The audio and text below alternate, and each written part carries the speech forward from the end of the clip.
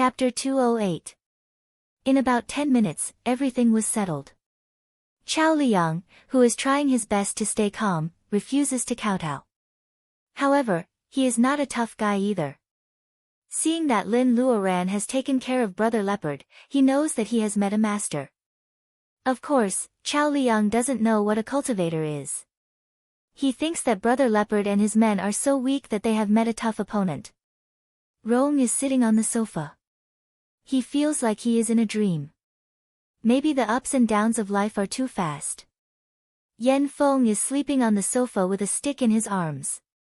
He has no idea what just happened. Lin Luoran leans on the sofa and asks casually, "Are you saying that you are from the Zheng's family?" The Zheng's family is a real estate tycoon.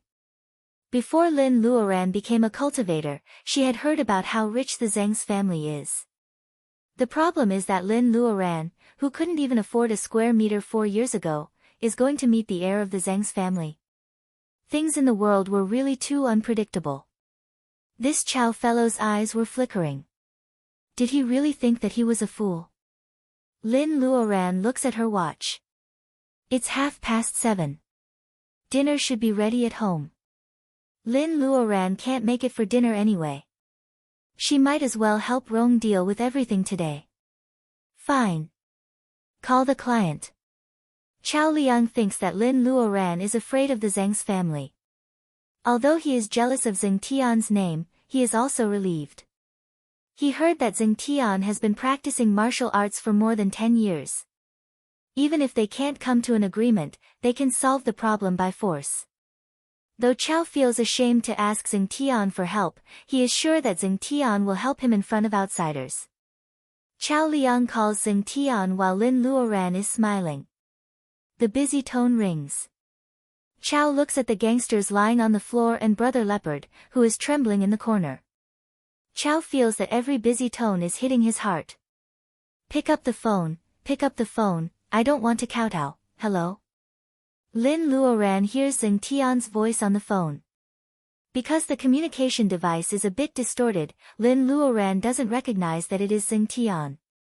However, Chao Liang has asked Zheng Tian for help. Of course, Chao Liang is very polite. He doesn't want to embarrass himself. Chao Liang looks at the evil woman on the sofa.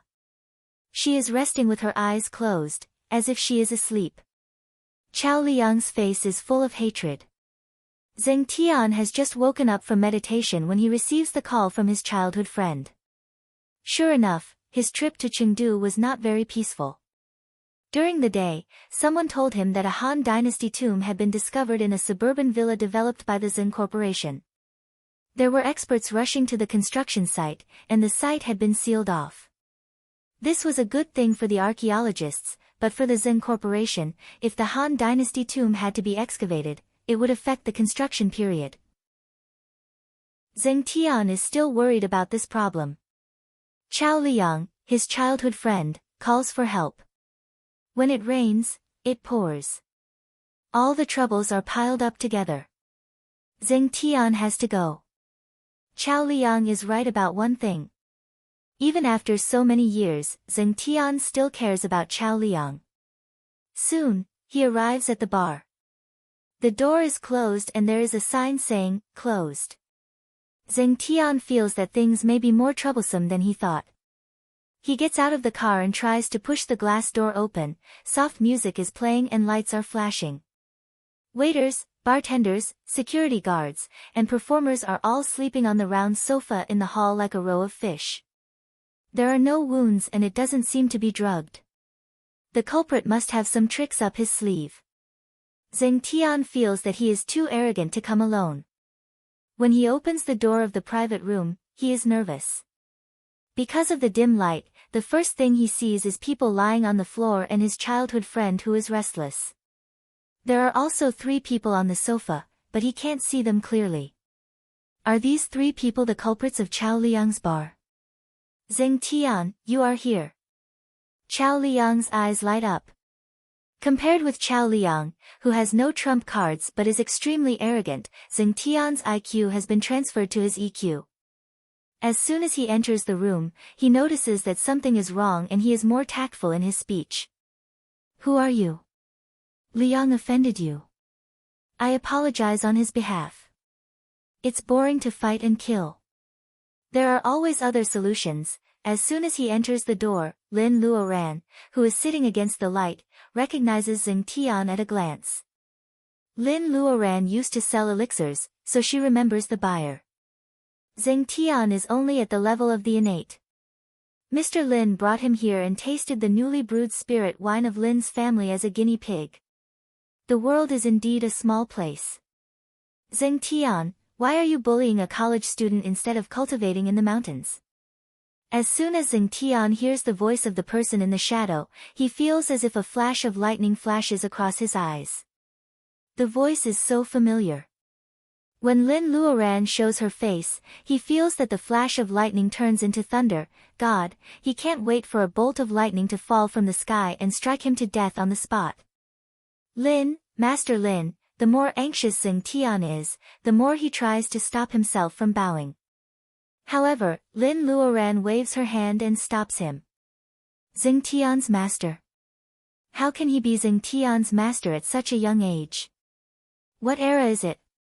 Why does Zheng Tian have to follow the example of a master, a disciple, and a school? Chao Liang couldn't figure out what was going on. He had a hunch that he couldn't save his face in a short time. I didn't know Master Lin was here. Zheng Tian is so anxious that his forehead is covered with sweat. He came to our city this time because he felt that his childhood friend was a little arrogant. However, he can't figure out how he offended Master Lin. What? If I wasn't here, wouldn't it be easier for you to bully an ordinary person, young Master Zheng? Lin Luoran points at Rong Donglin, who is sitting on the sofa nervously. Rong is worried about Lin Luoran when he hears about the Zheng's company. Hearing that Master Zheng seems to be Lin Luoran's junior, Rong feels relieved. Bully an ordinary person. Hearing this, Zheng Tian wants to kill himself with a piece of tofu. He knows that there are two seniors in the level of laying foundation in the R city. Even if he wants to show off, he won't bully people here. Isn't he cautious enough? Zheng Tian, who doesn't understand the situation, wants to cry but has no tears. He can't ask Master Lin, so he can only ask Chao Liang. Chao Liang wants to whitewash his story in front of his childhood friend. However, Lin Luoran is looking at him with a faint smile. Chao Liang's cold eyes make him sweat and lose the courage to lie. The more Zheng Tian listens, the paler his face becomes. Chao Liang has changed. That day, he promised Lin Luoran that he wouldn't cause any trouble. It turns out that he is still playing dirty tricks, bullying others. Zheng Tian feels that he has been deceived and fooled. More importantly, he is worried about Chao Liang. It's not a big deal that Chao Liang bullies others, but the one he bullies is a college student who deserves Master Lin's help. Zheng Tian doesn't know whether to say that Chao Liang is unlucky or that he is the unluckiest. Zheng secretly glances at the student. His face is purple. Obviously, Chao Liang has beaten him up. At this critical moment, Zheng Tian is very decisive. Yen, kneel down. Kowtow to Master Lin and apologize. Lin Luoran knows that this has nothing to do with Zheng Tian. Maybe the Zheng's company won't bother Rong anymore. Lin Luoran stands up, points at Rong and says, he is here. It has nothing to do with me. Do you want to kowtow or do something else? It's none of my business. Hey, Rong, I'll wait for you outside. Come out when you're done. Rong has a chance to regain his dignity. Should he be afraid of revenge, be cowardly, or fight for what he deserves? Lin Luoran is not God. She can only help Rong once, but it's up to Rong to decide what kind of person he should be. Lin Luoran walks past Zheng Tian. Zheng Tian holds his breath. In fact, for Rong, it means that he has abandoned the cowardice in him. For Chao, it is a humiliation. Zheng Tian actually wants him to kneel down and apologize. Not to that powerful young woman, but to the poor student who was under his feet half an hour ago. Chao Liang clenches his fists tightly. Suddenly he feels a pain in his back leg and can't stand steadily. Before he realizes it, he has already knelt down. Zheng Tian kicks him. Chao Liang can't believe it. He looks up and sees Zheng staring at him seriously. Zheng says word by word, "Kneel down and apologize." Lin Luoran waits in the car for less than 10 minutes. Rong comes out of the bar with Yan Feng on his shoulder. His face is bruised, but he walks steadily. Lin Luoran can guess what happened to Rong. In fact, she likes people around her to be kind and harmless. However, the world is so strange that innocent people are always bullied. Lin Luoran doesn't support bad people, but she hopes that good people can be tough instead of always being weak. Take this incident as an example. Chao Liang drove too fast on campus, and many people saw it. Rong was on the right side. If Rong had pointed out that Chao Liang was in the wrong at the beginning, Chao Liang wouldn't have thought that Rong was a pushover, and Rong wouldn't have pushed his luck. What happened tonight didn't happen. Let's go. I'll drive you home. Lin Luoran looks at the time. Even the dining table has been cleaned up. Besides, there is a drunkard in the house. Lin Luoran doesn't want to take Rong home tonight. Thank you. After getting in the BMW, Rong remains silent for a while. What he did for Lin Luoran was nothing but 2 bowls of instant noodles. However, the note that Lin Luoran gave him and promised to help him when he was in trouble is so meaningful. This is not a meal. Rong doesn't know how to repay Lin Luoran's kindness other than saying thank you. Lin smiles but says nothing. She drives to the University of Chuan. Inside the private room, Chao Liang is kneeling on the ground, trembling. A man's knees are gold. This time, he may never be able to raise his head in front of Zheng Tian in the rest of his life. Chao Liang is angry and resentful. Bang! Zheng Tian hits on the wooden table. The corner of the table is broken. Zheng Tian puts his hand on the table and doesn't move. Chao Liang is the supervisor of the decoration of the bar. Seeing that Zheng Tian smashes the wooden table, Chao stares at Chao in astonishment. I'm not showing off my skills. Compared to Junior Master Lin, my skills are like a small stream compared to the ocean. Ah Yang, I asked you to kowtow because I wanted to save you. After saying that, he gently moved his palm away. Chao Liang's pupils shrink. The corner of the solid wood table is covered with sawdust. It seems that Zheng Tian is laughing at Chao Liang's ignorance. Looking at his childhood friend's solemn expression, he suddenly felt that there was a chill in the air-conditioned room. It was so cold that it reached his bones. Chapter 209. The cyan little fox has been occupying the bamboo house on the island in the backyard of Lin's house for a long time. It pesters Lin Luoran for a lot of spirit herb seeds and starts to plant spirit herbs around the bamboo house. Nowadays, the spirit herbs she planted outside have changed their medicinal properties. Lin Luoran has her own space. She can throw some seeds of spirit herbs and let the cyan little fox do whatever it wants. The fox has demarcated the island as a forbidden area. Except for Lin Luoran, if anyone else wants to step into its territory, the fox will show its teeth and make a headache. Lin Luoran always feels that she is raising an ancestor instead of a medicine fox. Of course, cyan little fox and Goldie don't get along well with each other in terms of temperament and species. Goldie likes to stay on the bamboo roof of the island. Both the eagle and the fox are intelligent. They know that they belong to Lin Luoran and they can't kill each other. If they do something wrong, they agree that you want the roof and I want the house. Luodong hears that Rong is studying at the University of Chuan. He pesters Lin to see him on the weekend. It has only been 2 days since the incident in the bar. Lin feels dizzy searching for the soul wood in a pile of documents, so she agrees to meet Luodong on the weekend. Before that, Lin remembers the large scorpion shell she got in the desert. She has reached the level of laying foundation and her magic weapon is the Sword of Bright Snow. However, she doesn't have any armor. Is it time for her to study refining weapons? Also, she needs to reforge the snow sword which was stained with devil chi.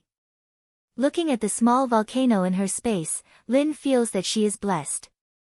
With the help of the strange fire, she doesn't need to worry about running out of wacken. It shouldn't be a big problem to refine the scorpion shell. With the guidance of White Fairy, Lin Luoran can refine weapons. Even if she can't make a delicate armor, she doesn't need to be waterproof or dustproof. Lin Luoran will be satisfied as long as she can inlay 2 magic circles on it to protect herself. The gophers have hollowed out the flesh inside the scorpion shell, leaving a complete shell. The scorpion shell is 7 or 8 meters long. If it is made into an armor, everyone in the Lin family will have a circle of armor. However, Lin Luoran thinks that the workload will be too much for her. This is not an online game where Lin Luoran only needs to prepare the materials and click to combine them. How to embed the magic circle is already a headache for Lin Luoran. He spent 2 days in the basement studying the general principles. He had the refining techniques, but if he wanted the formation, sorry, he didn't have it at all. Maybe the one who wrote the general outline never thought that there would be an individual cultivator like Lin Luoran who has no master to teach her. There is no such thing as magic circles in the materials of laying foundation given by White Fairy. Wait, if she has to talk about magic circles, she seems to have seen them. After the weather changed, Lin Sanjiu moved a multifunctional cabinet under the apple tree. She put some things that could not be soaked by the rain, such as some papers. After searching for a while, Lin Luoran finally finds the magic circle she has seen before. It is copied from the jade plate in Commander Qin's house. The pencil mark is a little blurred, but the outline is still there. After flipping through it, she remembered that since she could copy this formation from the jade token, there were also various offensive formations inside the Sword of Bright Snow, which she could use to forge weapons in the future. As long as he persevered, he would be able to walk it out bit by bit. Lin Luoran rubs her eyes, puts down the paper, and closes her eyes. She has been studying it for 2 days. The lines of the whole magic circle have formed a direction in her mind. She closes her eyes and recalls it clearly. Lin Luoran moves her fingers slightly. A stream of lines with Reiki flows out from her fingertips. She draws an outline in the air. There is a slight hesitation, and the outline of the magic circle disappears. Lin Luoran has to start all over again.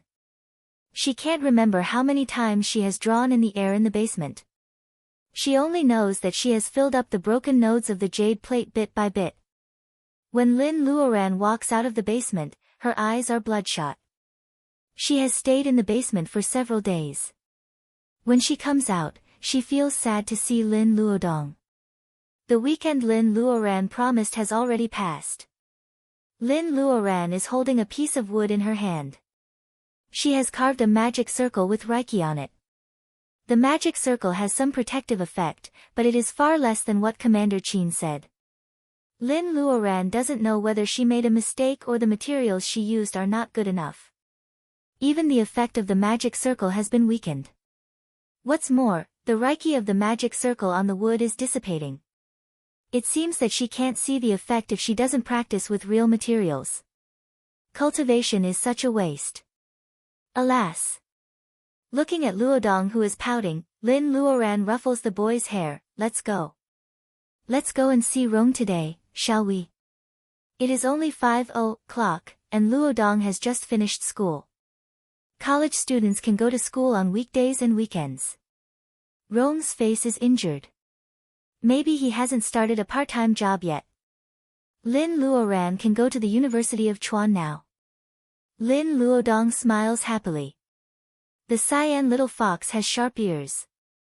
It runs from the island to Lin Luoran's feet and refuses to leave. Lin Luoran has no choice but to put the fox into the car with her. Lin Luodong sits in the passenger seat. The cyan little fox nestles in Lin Luoran's arms. It doesn't disturb Lin Luoran while she is driving. Instead, it looks out of the window. The neon lights in the city are different from those in the underground world. However, whenever the sun sets and the backyard of Lin's house is lit up, the cyan little fox can't help but think of the underground world. It tells itself that Bai is in seclusion and can't go back yet. On the busy driveway, the street lights are reflected in the cyan little fox's pupils. The light and shadow are mottled, covering the tears in its eyes. No matter how it disguises itself and how domineering it is still the little fox that loves to cry. Lin Luoran sees its sadness in the rearview mirror and her heart softens. Doesn't the cyan little fox know that the white fox is probably dead now? Lin Luoran used to think that it didn't know, but now she is not so sure. To Lin Luoran's surprise, Rong Donglin is not in the dormitory at this time. Yen Feng is reluctant to see Lin Luoran again. He was drunk that night, but he didn't lose his memory. He still remembers a lot about what happened after he was drunk. Of course, compared to losing face in front of the campus bell, Yen Feng couldn't let go of the fact that the Slow Shake Bar had hung a sign to close down after he learned that the matter had been solved that night. Are you saying that Rong went to the excavation site with Professor Chi? Lin Luoran has been cultivating in seclusion these days, so she doesn't know anything about the Han Dynasty tomb. Yen Feng nods, yes. A lot of bamboo slips were excavated from the tomb. Professor Chi is an expert in this field, so he was invited there. It seems that there is also the Shui script. Dong Lin is an expert in this field, so he was invited by the Zeng family to be Professor Chi's assistant. Rong's roommate seems to be a chatterbox. Lin Luoran only focuses on 3 key points: the Han Dynasty tomb, the Shui script, and the Zeng family. The ancient tomb should be real. Lin Luoran doesn't waste her time on the Shui script. She thinks for a while and gets a general introduction of the Shui script. The Shui script, also known as ghost script or reverse script, is shaped like oracle bone inscriptions and bronze inscriptions. It is mainly used to record the cultural information of the Shui nationality, such as astronomy, geography, religion, folklore, ethics, and philosophy. The structure of the Shui script is similar to that of Chinese characters, but it is basically the reverse of Chinese characters. However, the characters of the Shui script can be interpreted. Just like the Chinese characters of the state of Huaxia, the Shui script is the only non-alphabetic script in the world. Let's not talk about whether Rong is really an expert in the Shui script. Hearing that the Zeng family is the discoverer of the ancient tomb, the Zeng family invites Rong, a student of the Zeng family. Aya, senior sister Lin, your dog is so cute. Since Lin Luoran is Professor Chi's apprentice, Yen Feng calls Lin Luoran Sister Lin. Seeing that Lin Luoran is thinking, Yen Feng tries to find something to talk about. He mistakes the cyan little fox for a pet dog, which almost makes the little fox explode. Good boy, don't move. Lin Luoran notices that Luodong is not willing to give up. She smiles and says to Yen Feng, do you know where the ancient tomb is? If you are free, I would like to ask you to be my guide. Since Lin Luoran has said so, Yen Feng has to say that he is free even if he doesn't have time. He gets in the car slowly. The cyan little fox stares at him angrily, which gives him goosebumps. The ancient tomb is located in the western suburb of our city. With the expansion of universities in recent years, there is no place to build a new campus in the downtown area. Therefore, all the universities have moved to the western suburb. The ancient tomb is located in a county near our city. It is only dozens of minutes away by car. The area is famous for its bean paste, and it is gradually becoming a university town. With the opening of the high-speed railway, it takes less time to get to the downtown area of our city. The Zeng's family has developed this area because they have figured out the psychology of their customers. When Lin Luoran finds Rong in the cordoned area, it is getting dark. The bruises on Rong's face have faded a lot. It is windy in the evening, and Professor Chi's silver hair is fluttering. The old man is willing to work hard for his academic research. Brother Donglin. Look here. Lin Luodong shouts at the top of his voice, which attracts everyone's attention. Lin Luoran gets out of the car and invites Rong to dinner. She can't leave Professor Chi alone. Professor Chi is reluctant to leave. Rong points to the cold lunch box on the table and says, "Professor, you didn't eat anything for lunch." Rong sighs. It is a pity that the abalone rice provided by the Zheng's family will be wasted. Every researcher has one for several days. The Zheng's family is so rich. Professor Chi, I can't afford abalone rice. It is just a small restaurant in the university town. Can you come with me? The 3 students are asking him to go. The other scholars laugh and say that Professor Chi is lucky. Professor Chi feels embarrassed and gets in the car. This fox is cyan. It is rare. Professor Chi notices the abnormality of the cyan little fox as soon as he gets in the car. Hearing that the cyan little fox is a fox, Yan Feng blushes. "Professor, what's wrong with the cyan fox?" Seeing that Professor Chi is interested, Lin Luoran starts the conversation. Cyan is very difficult to dye in ancient times. It has always been a noble color. Cyan is the color of the fox. It is said that the king of the country of green mountains is cyan. However, this is just a legend in the classic of mountains and seas. Chapter 210. Lin Luoran and others find a small restaurant near the college town, which is commonly known as the Fly Restaurant.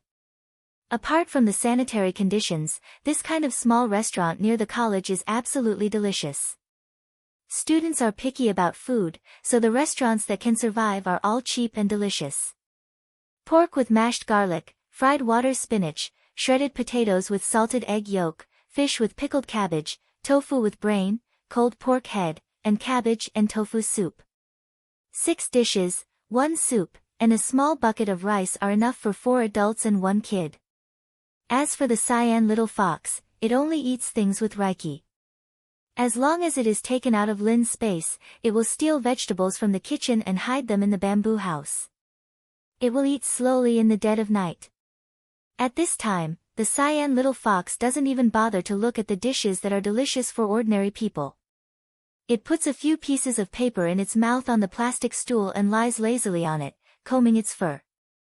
The girls in the restaurant are all talking about how cute it is in a low voice. "Professor, you've been here for 5 or 6 days. I met Master's wife yesterday and she was nagging you." Seeing that Professor Chi and Rong are discussing the documents unearthed from the ancient tomb, Yan Feng says with a piece of tofu in his mouth. Professor Chi puts down his chopsticks, shakes his head and smiles. "Yan Feng, you are not as focused as Rong when it comes to academics." Yan Feng secretly makes a face at Rong. Maybe Rong is too tired, or maybe he is still in a bad mood. Rong keeps eating and occasionally picks food for Luodong. "Professor, I heard that Rong has done a lot of research on the Shui script." They have been eating for 20 minutes. The waiter is clearing the table. Lin asks Luodong to pay the bill. She doesn't want them to wait, so she asks Rong. This was supposed to be a polite remark, but unexpectedly, Professor Chi nodded in agreement. "He's more knowledgeable than I am in the Shui script. He's a good candidate for research." Seeing that the other 3 people are looking at him, Rong explains, "My father was a scholar in the Shui script. I've learned a little, but I'm still far from being a scholar." Luodong asks what a scholar in the Shui script is. After Rong explains, he tells Professor Chi about the unearthed bamboo sheets from the Han Dynasty. "I wonder what the identity of the owner of the tomb is. These bamboo slips are actually woven with golden thread, and they're perfectly preserved. However, the contents are a little absurd." They got into the car. Professor Chi sat in the middle of the back seat and shook his head in disapproval. Absurd? In the long history of Huaxia, there are too many unexplainable existences. How could it be absurd? Maybe Rong is really interested in this field, so he doesn't hesitate to argue with Professor Chi about different opinions. He says, "The part recorded in the Shui script has nothing to do with the classic of mountains and seas. It has never been recorded. The ointment that can regrow a person's arm and the spirit wood that can reunite the soul sounds similar to the elixirs in the popular online novels.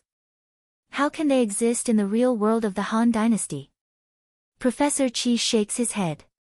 Apparently, he doesn't agree with Rong. Hearing about online novels, Yan Feng finally gets a chance to join in the conversation. He starts to discuss with Rong whether there are cultivators in the world. They talk about this in front of Lin Luoran. Normally, Lin Luoran doesn't know whether to laugh or cry. However, Lin Luoran doesn't hear what Yan Feng and Rong are talking about. Lin Luoran notices that Rong is talking about spirit wood that can reunite souls. It sounds like soul wood. Is it really God's blessing? Lin Luoran's heart is beating fast. She feels that her lips are dry. Luodong, do you think there are cultivators of swords in the world? Yan Feng looks around and his eyes fall on Luodong, who is the youngest among them. Luodong glances at Lin Luoran. He wants to say loudly that the person driving the car is a cultivator of swords. Of course. Yan Feng says proudly. Rong is angry. Luodong is at the age where he is full of fantasies. If Rong asks Luodong this question, he will definitely side with Yan Feng. Professor Chi laughs and shakes his head. Lin Luoran forces herself to calm down. She asks casually, Brother Rong is talking about the spirit wood that can reunite the soul. It sounds interesting. Professor, is that all the bamboo sheets say? This is a national treasure. We have to be extra careful when we study it. I only see something like spirit wood and a lot of bamboo sheets waiting to be cleaned. I really don't know the details. A national treasure. Lin Luoran is speechless. She seems to be getting bolder and bolder. In the past, Lin Luoran would cower whenever she heard about the national treasure. Now, she is thinking about how to get the bamboo sheets. As long as she can save Baojia, she is willing to rob a museum, let alone a bamboo sheet that is still in the Tsing's territory. Lin Luoran sends Professor Chi and the others back to the excavation site with a smile. She also drives Yan Feng to the gate of the Chuan University. Then she drives Luodong home. Lin Luoran doesn't show her thoughts on the way home. However, as a sensitive boy, Luodong always feels that his sister's smile is sneaky.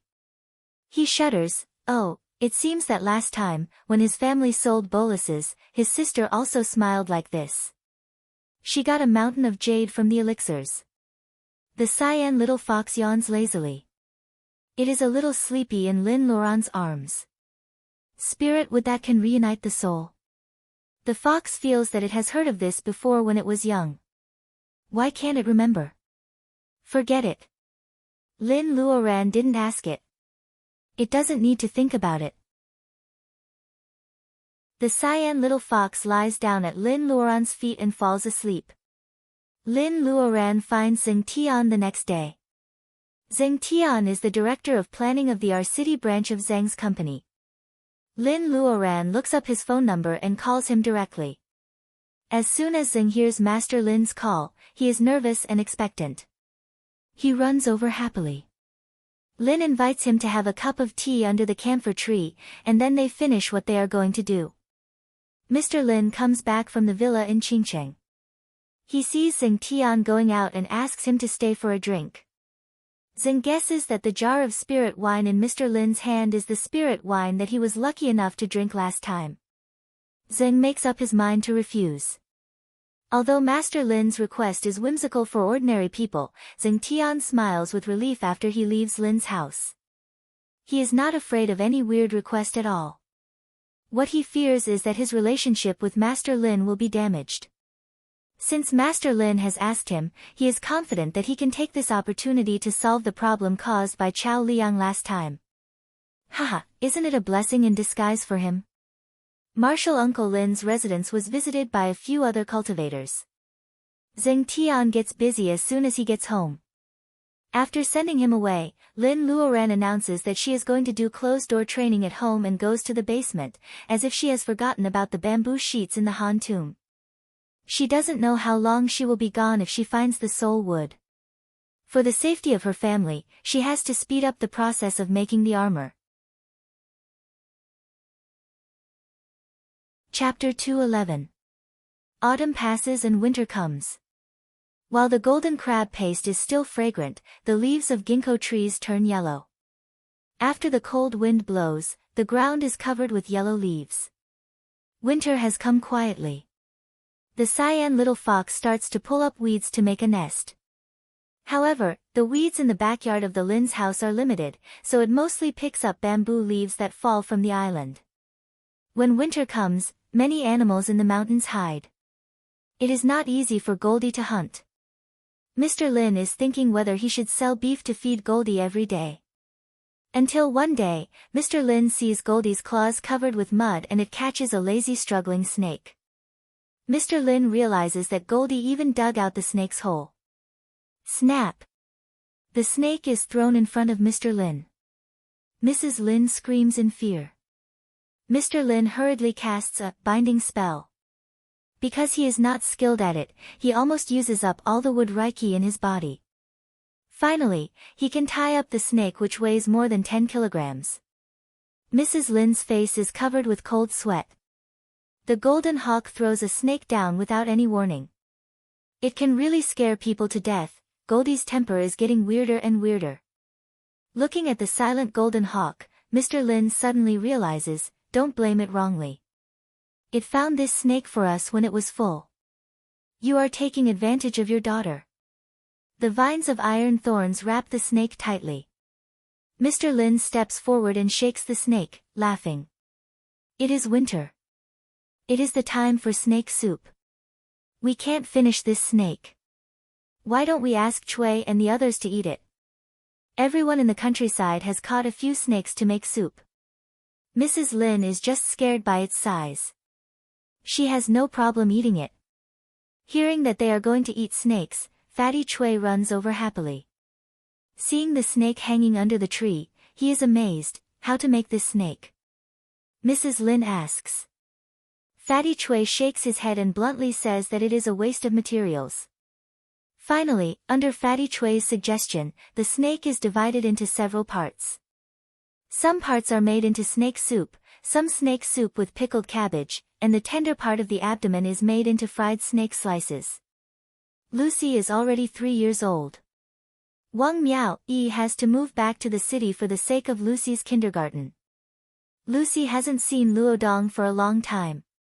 Today, she finally comes to the Lin's house with her parents. Lucy turns the front yard upside down and then drags Wang Miao Yi to the backyard. Wang Miao Yi has seen the golden hawk in the backyard twice. Even though Wang Miao Yi is not afraid of anything, Goldie can still stare at her. Lucy is obviously much stronger than ordinary 3-year-old girls. She sneaks in and out of the flower bushes and vegetable fields. Wang Miao Yi can't catch her for a while. Lucy sneaks to the small Huan Island. Chui Wanlu, stop! Wang Miao Yi shouts with her hands on her waist. She has no way to deal with her energetic daughter. Xiao Tuanzi giggled and ran even faster with her little feet. In just a few steps, she had crossed the pontoon bridge and arrived at the small ring island. That's right. Chui Wanlu is Lucy's real name. Such a gentle and beautiful name comes from her tacky, fat father. Fatty Chui is a slave to his daughter and he doesn't see Lucy's naughtiness at all. He says that Lucy is as clear as dew, but in fact, Lucy has a tendency to develop like a ghost. The cyan little fox grins at this little girl who suddenly intrudes into its territory. Lucy is not afraid at all. She just thinks that the little fox is teasing her. Lucy claps her hands and stomps her feet, making the arrogant little fox mad. The little fox is about to stretch out its claws to scratch her, but suddenly the back of its neck is tightened. Aunt Lin! Lucy shouts loudly and rushes over to pinch the cyan little fox's nose. The cyan little fox struggles with all its strength, feeling that this posture hurts its face. However, the big hand on its back is so tight that it can't get rid of it. Seeing Lin Luoran suddenly appearing in the bamboo forest, Wang Miao Yi stops worrying that her daughter might fall into the water. It is winter now. Even though they have drunk a lot of spirit wine and are wearing thick clothes, Lin Luoran is still wearing a simple long shirt and trousers. Wang Miao-yi looks at Lin Luoran talking to Lucy under the bamboo forest and feels that Lin Luoran seems to have lost some weight. You have been in closed-door cultivation every time I came here. Why are you here today?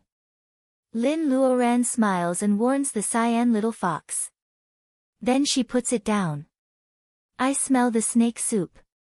I can't let you all eat it. Lin Luoran and Wang Miao-yi stand side by side in the bamboo forest.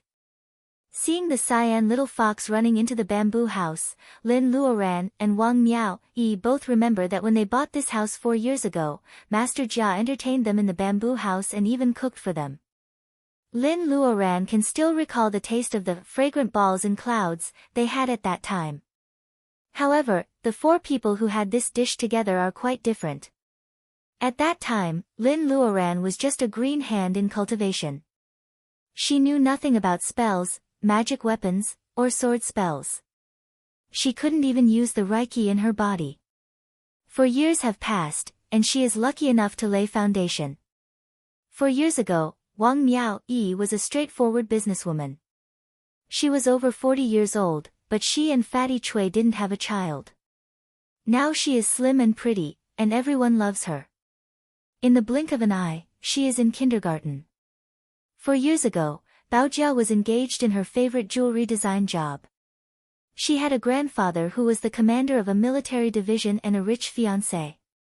She was a girl that people were jealous of. 4 years later, Baojia is on the path of cultivation. Her hobby of jewelry design is suppressed. Commander Qin is forced to retire due to illness. Lu Zheng is far away from home. Baojia may be lying somewhere, waiting for God's mercy. Lin Luoran and the crazy Taoist are lucky enough to find the soul wood and wake her up. Lin Luoran doesn't know if she can find the soul wood. Lin Luoran finds that although her personal ability is getting higher and higher, there are still things that she can't control. Perhaps people would spend their entire lives in this kind of vicissitude and need? Sister Wang, do you know the whereabouts of Master Jia? 4 years have passed. The old traces of the Jia's house are gradually erased. Every detail shows that the house has changed owners and it has become Lin's house. However, Master Jia, who went to visit his friend 4 years ago, is nowhere to be found. Lin Luoran is worried. Wang Miao-yi shakes her head. She notices that Lin Luoran is not in a good mood, so she doesn't mention that Master Jia's family has been looking for him for 4 years without any news. As long as Master Jia is not found, it may be good news. Let's not talk about these unhappy things. Let's go and have some snake meat. Seeing that Wang Miao-yi is not happy, Lin Luoran changes the topic and takes Lucy to the dining room. The cyan little fox, who is very picky about its food, has already smelled the fragrance. It follows them to the kitchen. Before dinner is served, it wants to grab the snake meat in the pot. However, it screams when its paw is scalded. Mrs. Lin is soft-hearted. She finds a deep plate for it and fills it with soup and meat. The cyan little fox is insatiable. It holds the plate, squats on the stool and goes to the dining table. When the meal is about to be served, Luodong comes back from school, followed by Wei Shui. The two of them are very close and they often eat with each other. Lin's family is happy that Luodong has a good friend, so Wei Shui's family will not stop her from being close to Luodong. Luodong's grades are obvious to everyone.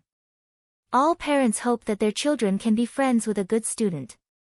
Lucy feels that her uncle Luodong has been taken away. Lucy can't help but stare at Wei Shui. Wei Shui is used to being a class leader. She is not afraid of Lucy, who is only 3 years old. At the dinner table, they stare at each other and it becomes a side dish. Everyone is very happy to see this. This warm and lively snake feast is just a holiday for Lin Luoran. When she steps into the basement again, she becomes serious. The basement is full of lines. Lin Luoran calculates again and again. The whole room is covered with lines. There is almost no place to stand. Fortunately, the result is gratifying.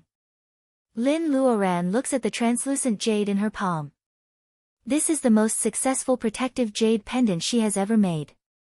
It took her 3 months to figure out the structure of the protective circle and reduce the complicated lines to a palm-sized jade pendant. Zheng Tian has already sent the bamboo sheets to Lin's house. In order to concentrate on the magic circle, Lin Luoran restrains herself from reading it. To do a good job, one must first sharpen his tools. It is important to find the soul wood, but the safety of her family is equally important. Lin Luoran doesn't want to experience the same thing again. In the same way, Lin Luoran thinks it is necessary to spend 3 months studying magic circles to make the armor. She gathers a stream of Reiki in her hand and attacks the jade plate on the ground. When the Reiki is 1 foot away from the jade plate, the light on the jade plate soars, and then the Reiki disappears. It seems that nothing has happened. Lin Luoran continues to experiment several times. The jade plate on the ground finally breaks and turns into powder. It is more rotten than the jade plate of Qin's family. It seems that she underestimated the material of the jade plate and the cultivation of the crazy Taoist at that time. Jade pendants forged from the same material, even if they were to be enchanted, would have different effects depending on the cultivation level of the person. The jade plate made by Lin Luoran can withstand any attack of the level of training qi. However, it can only withstand the first attack of the Wakan of the level of laying foundation. Lin Luoran is not good at making weapons, but it is also because of the material. Jade can lock Reiki, so it is the first choice for carving magic circles. However, it is still a long way from being a real material for making weapons. Lin Luoran thinks of the big blue stone she once saw on the mountain of her hometown. At that time, she only felt that its material was unusual, and there was a strange black flower parasitic on it. However, Lin Luoran doesn't know how magical the black epiphyllum is until now. At that time, her body was cleansed by the strange fruit in the space. It was the best time for her to cultivate. However, there was no one to guide her and she didn't know how to cultivate. If Hei Tan didn't accidentally open up her ocean of consciousness and put her on the path of cultivation, she would still be an ordinary person after the Reiki in her body dissipated. She could only guard the space and grow vegetables to make a fortune.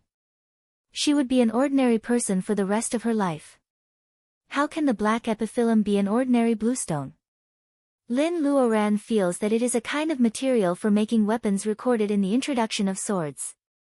However, she doesn't know if it is suitable for making the protective jade plate.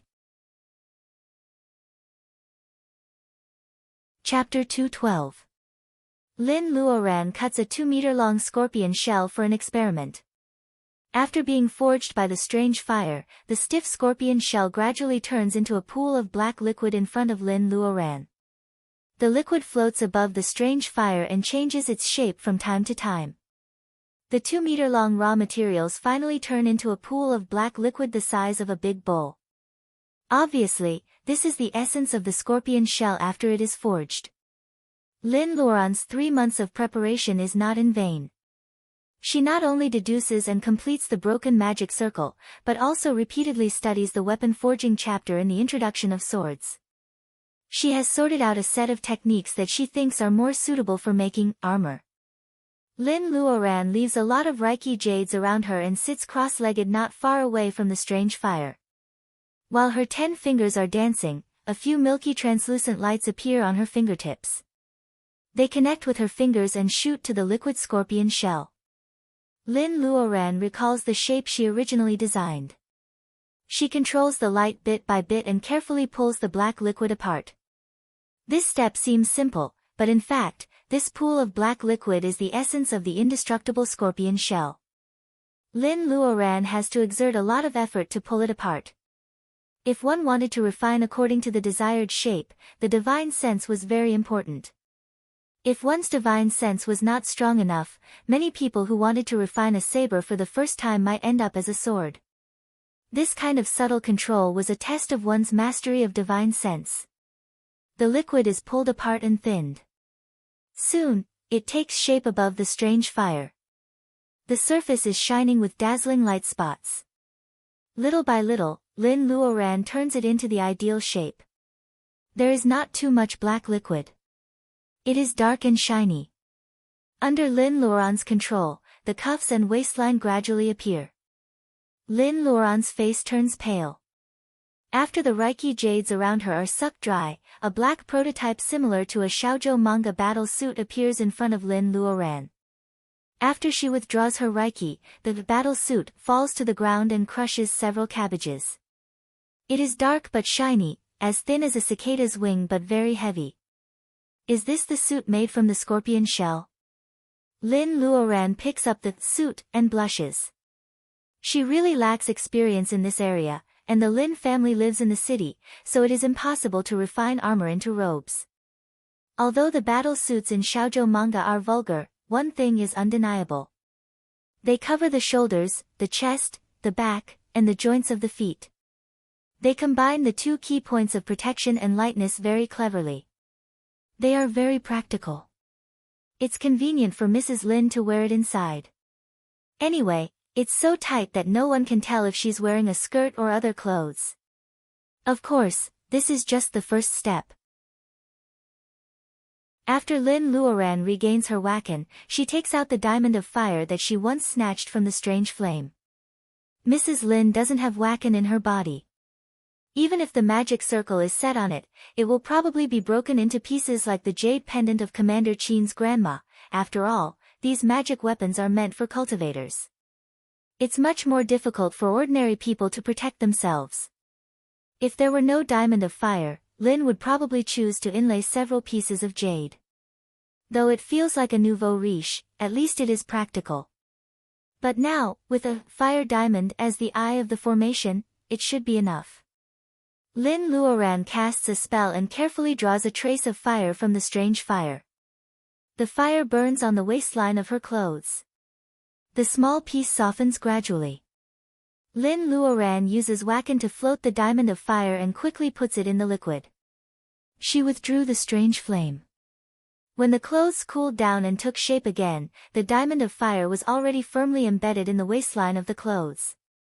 The red crystal is particularly dazzling on the black clothes. Lin Luoran forces herself to calm down and puts the clothes into the space.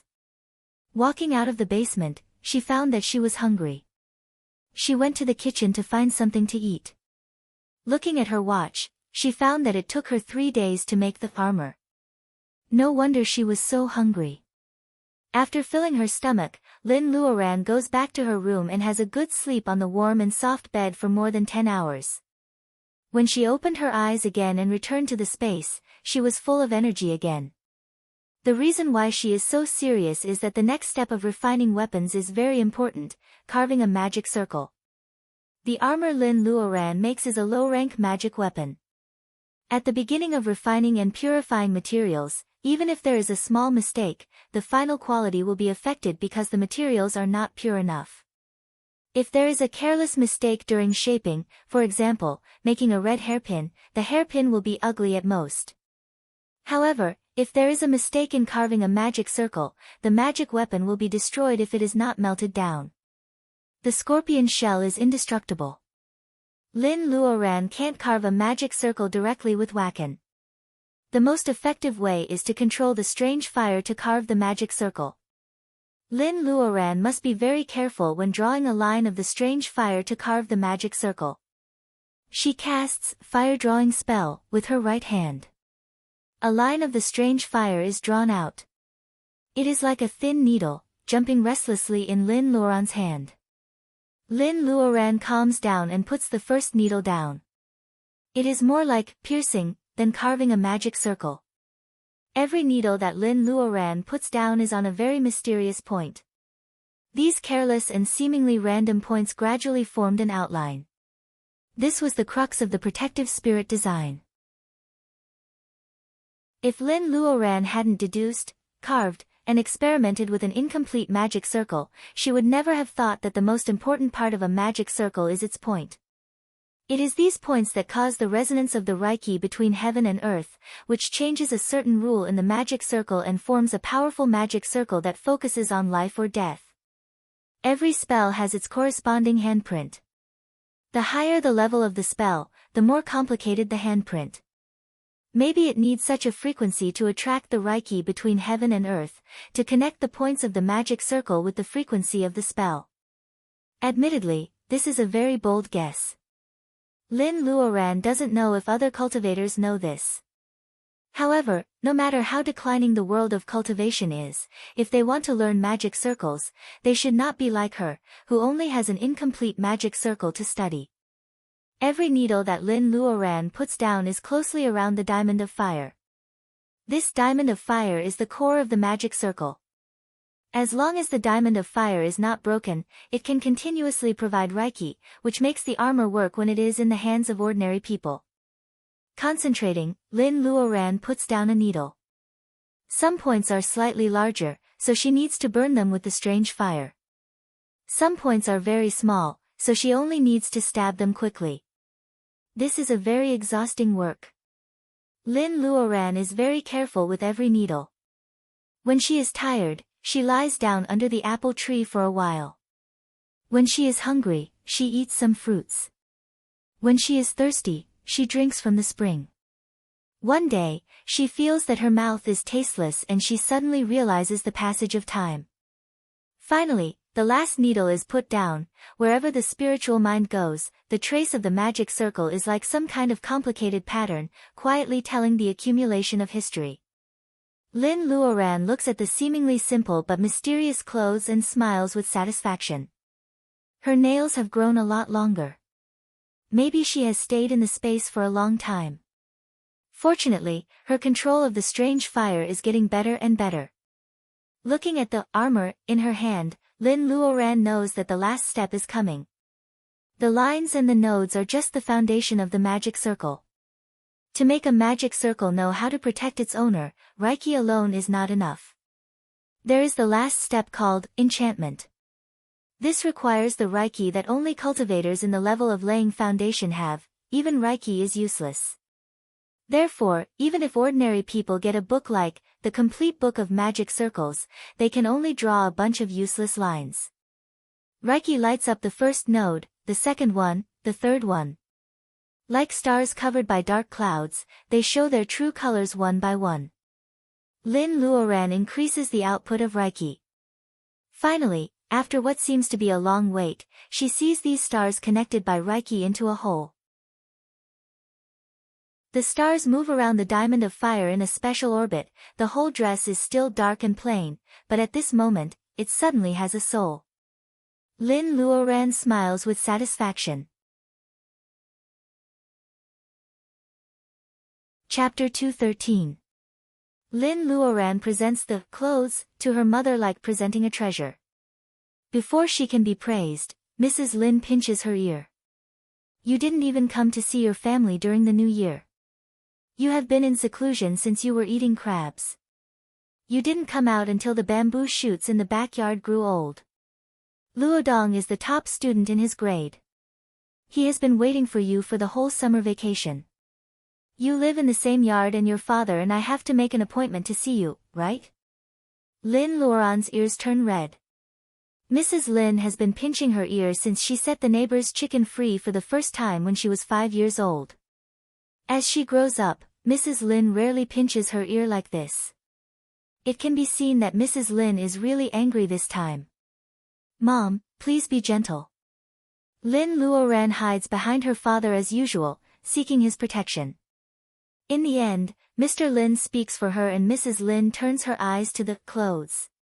The clothes look light, but Mrs. Lin feels that they weigh dozens of kilograms. How can she wear them? Lin Luoran holds her mother's hand and puts it on the diamond of fire. Mrs. Lin feels that her middle finger is pricked. A few drops of blood fall on the diamond of fire and are absorbed quickly. What's going on? Mrs. Lin is afraid of the blood-sucking phenomenon. Mr. Lin is curious, is this how blood recognizes the owner? Mr. Lin is getting younger and younger. Different from Mrs. Lin who is trapped in the kitchen every day, he has kept up with the pace of the times. When he surfs the internet, he reads the latest popular cultivation novels.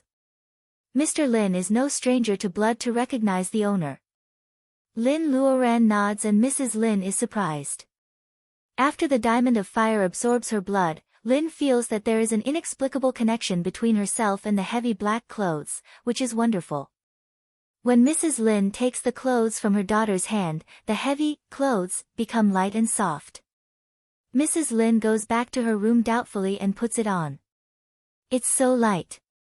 I can't feel that I'm wearing an extra layer.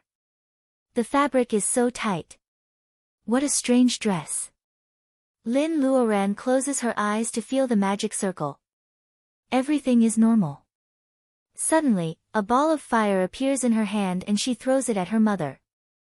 Mr. Lin instinctively thinks that the person in front of him is his daughter. How could she hurt her own mother? As a result, Mr. Lin stands aside and watches. As for Mrs. Lin, Lin Luoran's attack is so fast that she, as an ordinary person, can't react at all. The fireball explodes 1 foot in front of Mrs. Lin. Mrs. Lin's body emits a faint light that blocks the fireball. This armor is like a protective cover that Lin Luoran uses spells to protect Mrs. Lin from all directions. Mrs. Lin is even more surprised. Lin Luoran has tried everything. Maybe because of the diamond of fire and the living environment of the Scorpion King, this armor has the nature of fire. When it encounters fire spells, it can not only block the attack but also absorb some fire reiki to defend itself. This is a perfect second-grade armor. Lin Luoran can't believe that this is the first time she has made it. Mr. Lin is also amazed and very happy. The clothes made by his daughter are 100 times safer for his wife who has no ability to protect herself. Dad, when I finish something, I will make another one for you and Luodong. Can you bear with it for a while? Mr. Lin responds to her with a loving smile. Which parent wouldn't be happy for their daughter when their daughter's ability was growing? Mrs. Lin is obviously attracted by the wonderful clothes. Before Mrs. Lin can get even with Lin Luoran sneaks back to the study. The study of Lin's house is in the bamboo house on the island. One room is occupied by Cyan Little Fox and the other room is used by Lin Luoran to collect some ancient books. Spring is coming. There are bamboo shoots sticking out from the cracks in the soil. Lin Luoran decides to dig them out later and add them to her food. Speaking of eating bamboo shoots, the spring bamboo shoots in the mountains of her hometown are as thin as a finger and as tender as magnolia. They are rare delicacies. In the old days, bamboo shoot hunters lived in the mountains in spring. They looked for this kind of wild bamboo shoots all over the mountains and finally sold them to the buyer at the price of 10 cents per shoot. This hard-earned income also contributes a lot to Lin's tuition. Whether it is for eating bamboo shoots or moving back the big bluestone, Lin Luoran has to find time to go back to her hometown and go to the mountains. It is a pity that she doesn't have time recently. Lin Luoran pushes open the door of the study and her eyes fall on the table. There are dozens of bamboo sheets piled up on the table. Lin Luoran picks up one randomly and finds that it is indeed a document written in the Shui script. Zheng Tian is very reliable. In order not to miss anything, he brings all the bamboo sheets written in the Shui script here. The disappearance of dozens of unearthed bamboo sheets naturally causes a commotion. After all, so many scholars and experts have seen it with their own eyes. Therefore, Zheng Tian has hired a master to forge the bamboo sheets. From the material of the bamboo sheets to the inscriptions in the Shui script and the golden thread connecting the bamboo sheets, Zheng Tian has spent a lot of money and used real gold. The bamboo sheets sent to the museum seem to be antiques of the Han dynasty, but in fact, they have already been sent to Lin's family. Lin Luoran doesn't know how long it will take her to translate so many bamboo sheets by herself. She thinks of Rong Donglin. Rong's father is the Mr. Shui script, who knows the Shui script best. He should be the most suitable person to translate these bamboo sheets. Lin Luoran is a person of action. She drives to the University of Chuan immediately. First, she explains to Professor Qi why she hasn't heard from Rong for the past 6 months. Then, she asks Rong Donglin about the Shui script. You want to hire him as your tutor? What a coincidence. We have almost finished sorting out the documents of the Han Dynasty tomb. He is in the second semester of his junior year and he is thinking about where to do his internship. You have solved his big problem. Professor Chi hopes that Rong can continue to be an academic. However, it is not possible to study a subject without eating and drinking. Professor Chi sighs because of Rong's family condition. No matter how much he appreciates Rong, he can't let him starve to death, can he? In many people's eyes, the Chinese language department is a versatile major. The choice of internship is very important. Professor Chi is glad that Lin Luoran can provide Rong with relevant work. Rong follows Lin Luoran home in a daze. Before he comes back to his senses, he is shocked by the bamboo sheets in the study of Lin's house. Rong stutters, these are, from the Han Dynasty tomb. God, he has been touching these things for months. He can tell whether they are real or not. These national treasures should be in the museum now, but they are placed casually on a low table. At that moment, many thoughts flashes through Rong's mind, including the suspicion of Lin's identity. Is she a cultural relic dealer? He even thinks about calling the police. All these thoughts disappear in Lin Luoran's calm smile. Rong thinks of all the experiences he has had since he met Lin Luoran and Lin Luoran. If antique dealers are like this, what about him? Rong's forehead is covered with sweat. Lin Luoran quietly waits for him to struggle. After Rong swallows his words, Lin Luoran explains, you are right. These are the real bamboo sheets from the Han Dynasty tomb. However, since I dare to show them to you, I am not an antique dealer.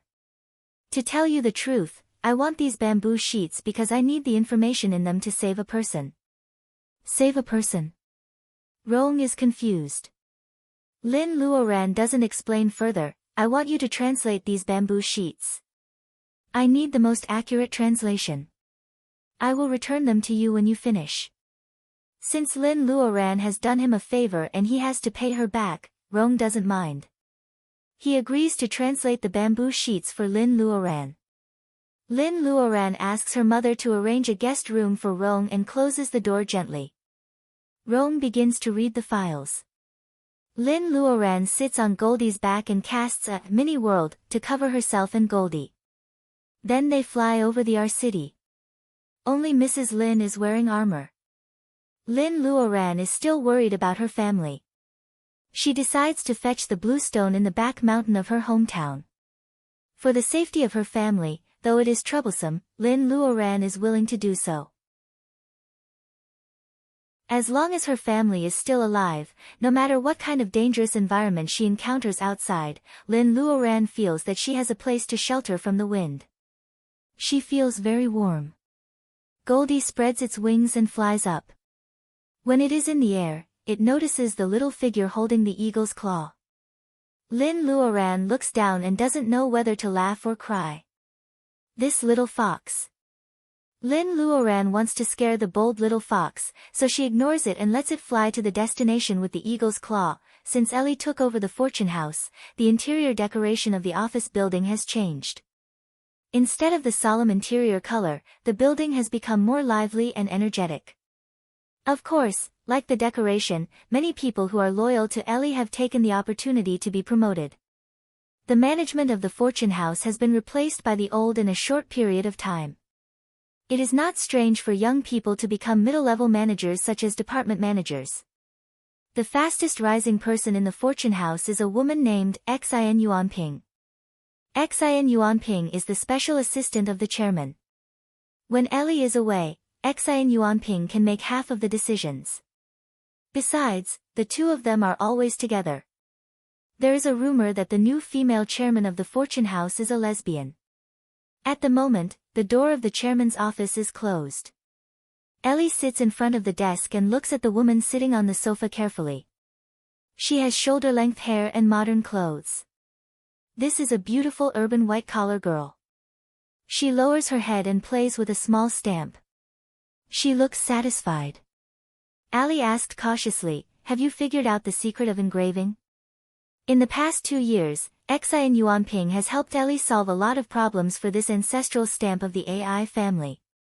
In Ellie's opinion, this thing is very ordinary compared with other treasures in the family warehouse.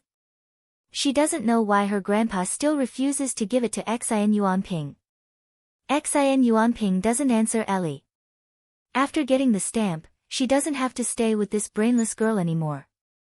However, if she wants to open that place, this girl's stamp is still useful. Xin Yuanping smiles coquettishly.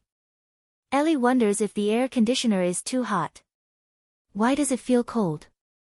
I remember you once said that her ex-boyfriend was Li Anping, right? Xin Yuanping's thoughts change rapidly. Ellie obviously waits for a while before she realizes it. Li Anping. Ellie has a vague impression of this man. He is not only Lin Luoran's ex, but also her ex. Xin Yuanping puts away the stamp and smiles mysteriously. Chapter 214. Sitting on Goldie's back, Lin Luoran arrives at the back mountain of the Li's village in less than 10 minutes. She asks Goldie to hover in the air for a while. She directs Goldie to land on the top of the mountain where she found the black epiphyllum. The cyan little fox is hanging on Goldie's paws. Its fur is standing up because of the strong wind. When it finally lands on the ground, it feels weak. It makes a grimace at Lin Luoran and sneaks into the grass nearby. Lin Luoran knows that it loves exotic flowers and plants. It can't stay still when it sees so many plants on the mountain. Lin Luoran leaves it alone and goes to the edge of the cliff to take a look. The blue stone is still more than 3 feet out of the ground, inlaid in the mountain. It hasn't moved at all. Lin Luoran casts the wind-riding spell and tries it gently. The blue stone sinks deeply into the mountain wall. In the past, she couldn't do anything about it. However, things are different now. She is a cultivator in the level of laying foundation. She can cast a spell of the nature of earth. How can these rocks trap the blue stone, which is neither gold nor stone? It only takes Lin Luoran 7 minutes to get the blue stone out. The blue stone is as big as a round table. After washing away the rock debris, the blue stone is green. A touch of cyan light seems to come from the middle of the blue stone. Lin Luoran closes her eyes to feel the surroundings of the blue stone. Reiki molecules of the 5 elements are flowing around the blue stone. However, the blue stone itself is still an ordinary stone without Reiki. Lin Luoran is overjoyed. The features of the blue stone are similar to those described in the introduction. It may be what she needs. Lin Luoran uses her mind and the blue stone disappears. Lin Luoran takes the blue stone and looks around carefully. She is satisfied when she is sure that there is only this blue stone nearby. Goldie may have gone to hunt for food. The cyan little fox is still nowhere to be seen. Lin Luoran doesn't want to control them too much since they belong to the outdoors. She decides to stay in the mountain for a while longer. Lin Luoran walks around the mountain for a while. She digs up a wild pear tree, a chestnut tree, and a fig tree. She throws them into the space and prepares to transplant them when she gets back. It's still early. Remembering that Luodong said that the bamboo shoots they ate 2 days ago were very fresh, Lin Luoran decides to dig bamboo shoots in the mountain. This kind of bamboo shoots, which are thicker than a thumb, is a specialty of the mountain. They are not big after growing up. Lin Luoran needs good eyesight to find them. Though Lin Luoran is not wearing a raincoat, she is very agile and the branches can't stop her. After a while, she climbs over half of the mountain and finds a lot of bamboo shoots. The bamboo shoots are enough for the whole family to eat, so Lin Luoran stops. Lin Luoran claps her hands. Thinking of Donglin's translation at home, and she wants to go back. When Lin Luoran is about to call Goldie, she hears an eagle's call and hears a Goldie's voice. She wants to come back. Lin Luoran casts the wind-riding spell and flies to the direction of the sound. People often come to this mountain. Even if there are fierce beasts, Goldie can't send a warning with its strength. It's quiet. Goldie is standing on a big tree, staring at the ground. Lin Luoran follows its eyes and sees a huge snake as thick as a bucket on the ground. The snake's body is red, and its triangular head is sticking out its tongue. Lin Luoran follows Goldie's eyes and sees a huge snake as thick as a bucket coiled up on the ground like a mosquito coil. The snake's triangular head is sticking out its tongue. It smells terrible. The grass and trees around wither. The red snake is poisonous. No wonder Goldie wants to warn the snake. Lin Luoran understands. Then she sees a familiar small figure in front of the red snake. Lin Luoran's heart tightens. It's the cyan little fox. To be exact, the cyan little fox is lying in front of the snake. Its hair is black and shiny. There is no trace of cyan on it. Is it poisoned? Lin Luoran is wondering why Goldie would bother such a strange creature. It turns out that it wants to save the cyan little fox. Lin Luoran doesn't have time to admire the loyalty of the golden hawk. Seeing the fox lying on the ground, Lin Luoran subconsciously summons the bright sword. Kill the snake and save the fox. There are only 4 words in her mind now. No, the snake is as thick as a bucket. If it moves, it may crush the fox in front of her. She has to calm down. Lin Luoran jumps on Goldie's back. The golden hawk understands her mind and flies in the opposite direction. The red snake may think that the snack in front of it is too small, so it gives up the fox and chases after it. Goldie is not slow. At this moment, it deliberately follows the red snake and flies at a moderate altitude. Lin Luoran secretly casts a mini-world to protect herself. She flies down from Goldie's back and returns to the place where the cyan little fox is lying.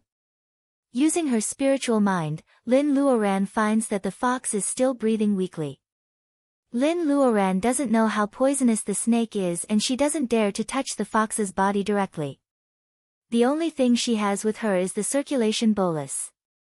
However, the effect of the circulation bolus is not a special antidote. Lin Luoran doesn't have much hope. She wraps Reiki around the bolus and feeds it to the fox. Lin Luoran doesn't dare to hold the fox in her arms. She takes out a coat from the space. As soon as she holds the fox up, she hears a rustling sound accompanied by Goldie's sharp cry. It turns out that the red snake has realized Lin Luoran's trick and has returned quickly. Lin Luoran moves aside with the fox in her arms. The venom spat by the red snake brushes against her clothes and falls on the ground. It stinks and makes a sizzling sound. What a strong snake venom. Although Lin Luoran has dodged the venom, she still feels dizzy after smelling the stench. The venom is so strong. People from neighboring villages come here from time to collect herbs and game. It is very likely that they will encounter the red snake. Although Lin Luoran doesn't like most people in Li's village, they are her neighbors after all. In a split second, Lin Luoran makes a decision. She can't let the snake live. She throws the coat up and Goldie catches it accurately with its claws. Lin Luoran turns around and cuts the snake's head with her sword. Although the red snake is also poisonous, it doesn't have a hard shell like the Scorpion King. The Grade 5 flying sword is not just for show. Lin Luoran cuts the snake's head with a backhand. The snake's blood spurts out and drops of it fall on Lin's sleeve. Several black holes immediately form. Lin Luoran quickly tears off a piece of sleeve. Even the snake's blood is poisonous. It seems that she really can't let it live. Lin Luoran feels dizzy. Cyan Little Fox's condition can't be delayed. She has to end the battle as soon as possible. She infuses Reiki into the sword and uses the spell of the sword. The temperature around suddenly drops. When the red snake is still wondering why it suddenly snows, Lin Luoran's sword has already cut its weak point. It is unexpectedly soft. Lin Luoran didn't expect that her sword could be so dangerous. The snake's head is cut off and its blood sprays out like a fountain. A locust tree on the opposite side is also affected. It corrodes and dies at a speed visible to the naked eye, which makes people shiver. With its head cut off, the red snake has no chance of survival. Lin Luoran sees the blood spraying all over the ground. It's a pity that the snake's meat is too poisonous. It can't be eaten, nor can it be left to poison small animals. Lin Luoran flicks a fireball on the snake's body and jumps on Goldie's back. The cyan little fox must be saved as soon as possible.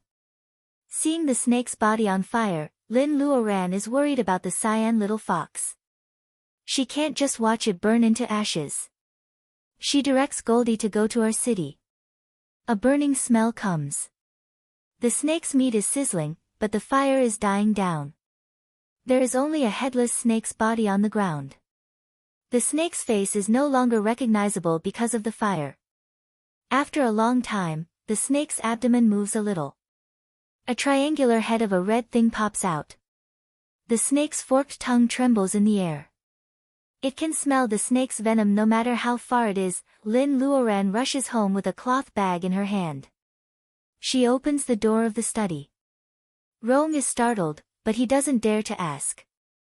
He can only watch Lin Luoran close the door of the next room. Maybe the cyan little fox has absorbed some of the venom. Drops of black liquid begin to flow out of its body. Lin Luoran doesn't dare to let the venom drip on the floor of the Lin's house. She uses Reiki to make a ball. She quickly finds a big iron basin and suspends the cyan little fox in the air. The iron basin below the cyan little fox is used to catch the venom. Obviously, this little bit of venom is not enough to force out the snake's venom. Lin Luoran thinks of Reiki. She wraps the cyan little fox with gentle wood Reiki and penetrates into its bones and flesh. This is the purest Reiki in the world. Lin Luoran got this idea from when she saved Baojia. Snake venom destroys the nervous system of the body. As long as there is strong cell regeneration, no matter whether it is a human or an animal, it should be able to expel the venom by itself. As soon as the green wood Reiki enters the cyan little fox's body, the black venom starts to resist. Lin Luoran directs the Reiki to chase after the venom and force most of the venom to the fox's paws. Lin Luoran cuts the fox's paw with her fingertip and black blood comes out. When the blood turns red and the fur of the cyan little fox returns to its original color, Lin Luoran knows that she is right. There is a bowl of black liquid in the basin. It is actually fox blood mixed with snake venom. Lin Luoran checks the fox's body and finds that there is still some venom in its body. However, the cyan little fox is breathing steadily. Lin Luoran puts the venom in a jade bottle together with the venom sac of the Scorpion King. Lin Luoran gets a basin of spring water in the space and puts the fox in it. The mysterious water in the space has many functions that Lin Luoran doesn't know yet. However, Lin Luoran is sure that it will be good for the cyan little fox. Lin Luoran closes the door and feels tired. It seems to be easy to save the fox. However, only she knows how much Reiki she has consumed. Without Reiki, Lin Luoran is just an ordinary person. She naturally feels tired. The wind of early spring rustles the bamboo leaves. Lin Luoran suddenly remembers that there is an outsider in the bamboo house, Rong Donglin, whom she ignores. Rong Donglin is staring at the huge golden hawk in front of him. His fingers are trembling and his forehead is covered with sweat. How can there be such a big bird in broad daylight? Lin Luoran puts her hand on her forehead. She has forgotten not only Rong Donglin but also Goldie. Goldie and the cyan fox have long regarded this island as a forbidden area.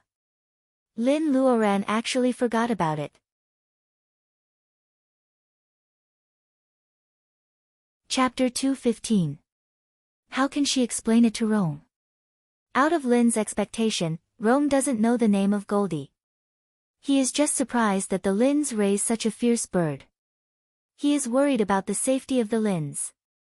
Lin remembers Rong's stiff body in front of the Goldie. She doesn't doubt that Rong is telling the truth. That night, Mr. Lin makes several bamboo shoots.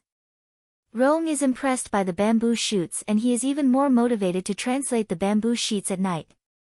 The starry sky is a bit dim tonight, but Lin is still in a good mood. It is about 11 o'clock at night.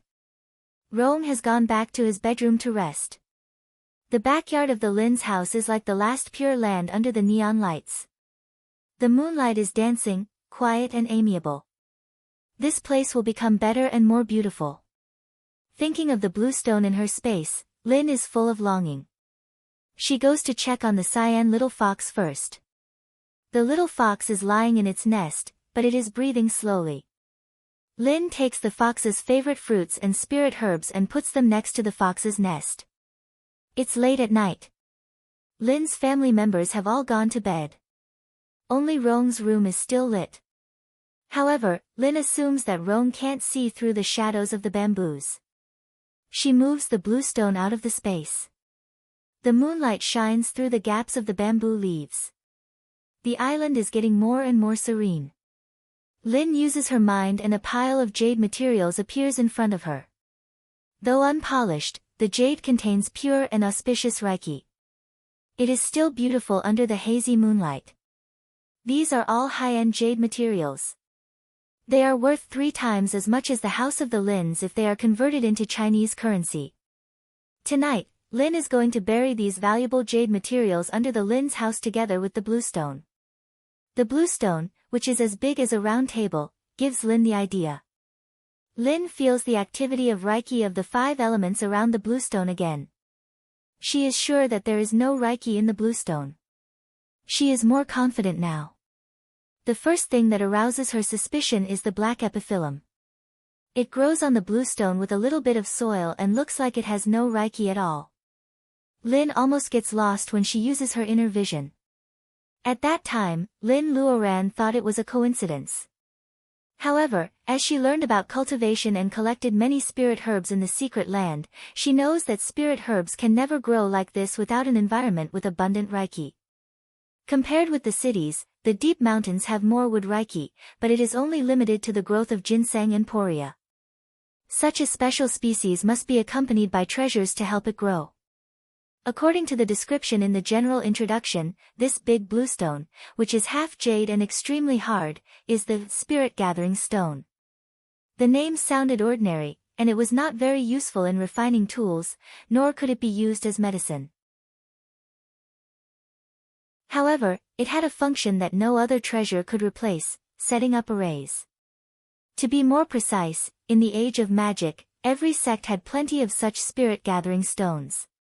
They were used as the core of the mountain-guarding formation, and as the foundation of the mountain-guarding formation, they were used as layers upon layers of formations. It can't be used to refine weapons or make elixirs. Its only function is to gather Reiki. It gathers the Reiki of the 5 elements between heaven and earth and continuously provides the power for the magic circle to run. It is a useless stone, but it can change the surrounding environment. Nowadays, the Reiki in the world is thin and the Reiki is restless. The effect of gathering Reiki seems to be useless, but Lin Luoran has a cheating device with her. She has the bead. Lin Luoran doesn't know much about the Reiki gathering circle, but what if she sets up a big protective circle to cover the whole Lin's house? From the outside, this is a huge protective circle to ensure the safety of the Lin's house. From the inside, they are all inside the circle.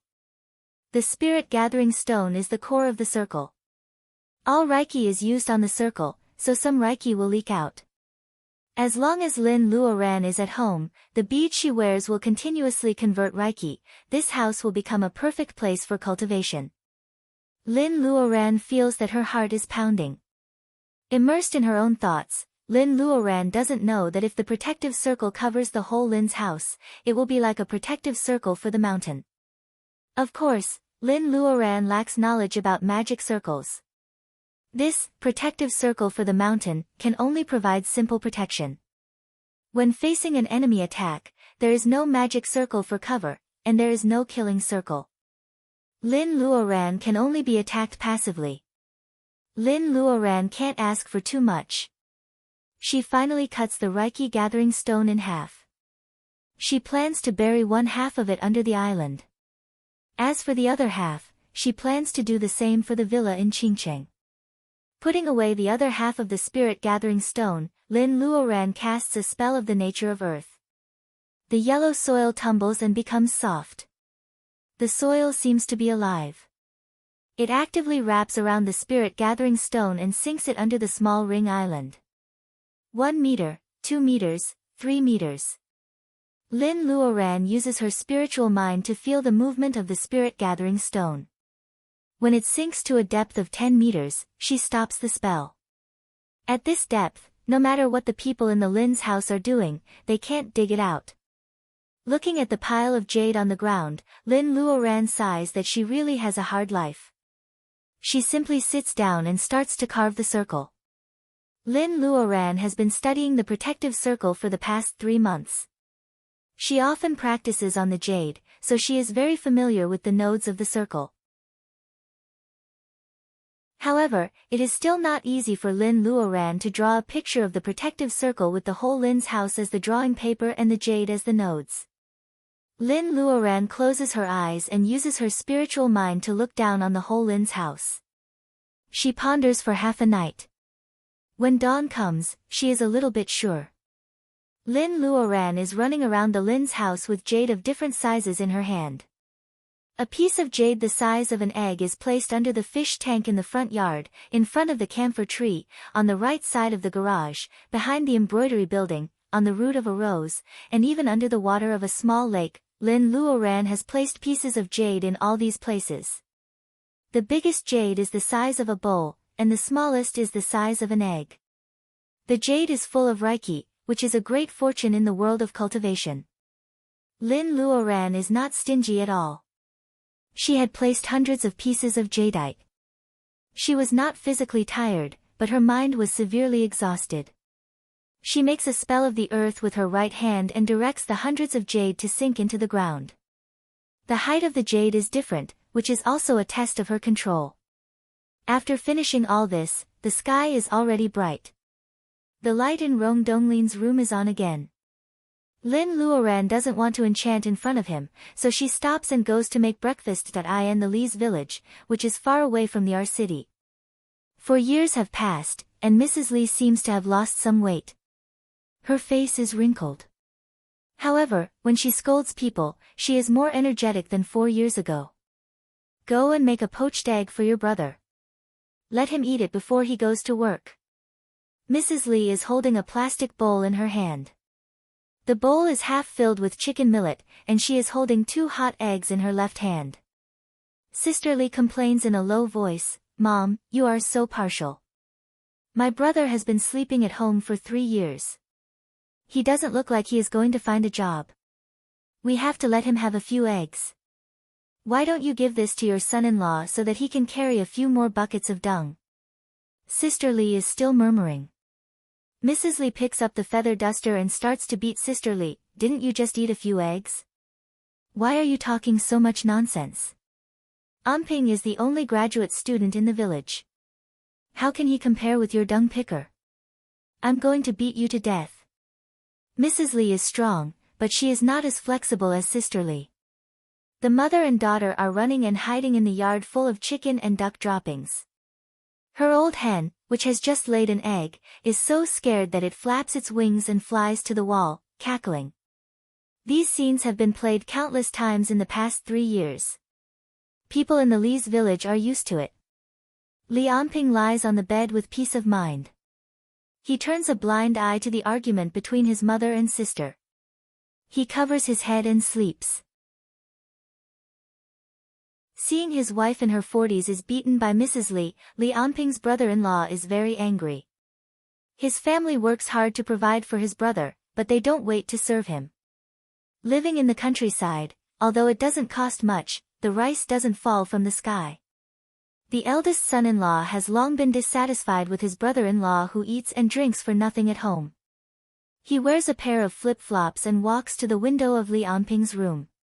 He knocks on the glass. "You just watch our mom and your sister quarrel for you every day. How can you do that? Li Anping, we have raised you for 3 years. If you are a man, you should support yourself. We can't afford to raise a loser who eats for nothing." Mrs. Li screams, "Anping just can't find a job. Who said my son is a loser?" She lets go of Sister Li and pounces on the eldest son-in-law with the feather duster. The 3 of them are fighting. Chickens are crowing and dogs are barking. Finally, Lianping can't pretend to be asleep anymore because of the noise in the yard and the ridicule of his brother-in-law. He gets out of bed in his slippers and pushes the door open. I'm going to work today. Can you stop quarreling?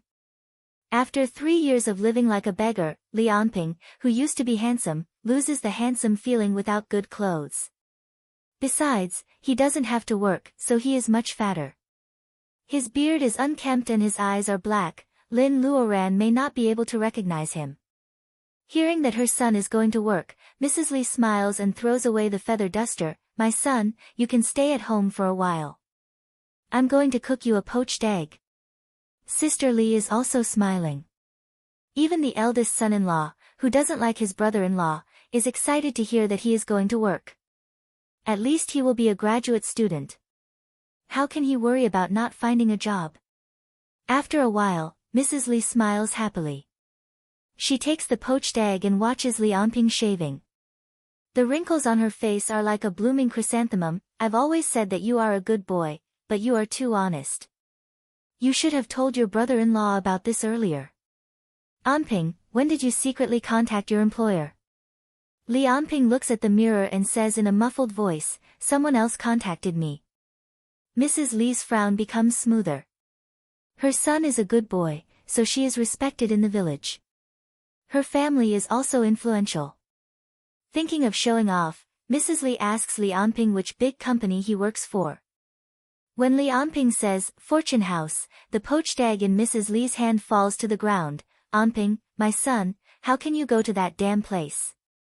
That bitch Ellie is so vicious. How can you forget that she hired someone to break your leg? Hearing that Ellie broke his leg, Lianping uses the shaving knife and a blood mark appears on his chin. He hates Ellie more than Lin Luoran because of the broken leg. How can he forget it? Now that he has the chance to go back, he will ask Ellie to pay for it in person. He swears that he will pay for it with interest.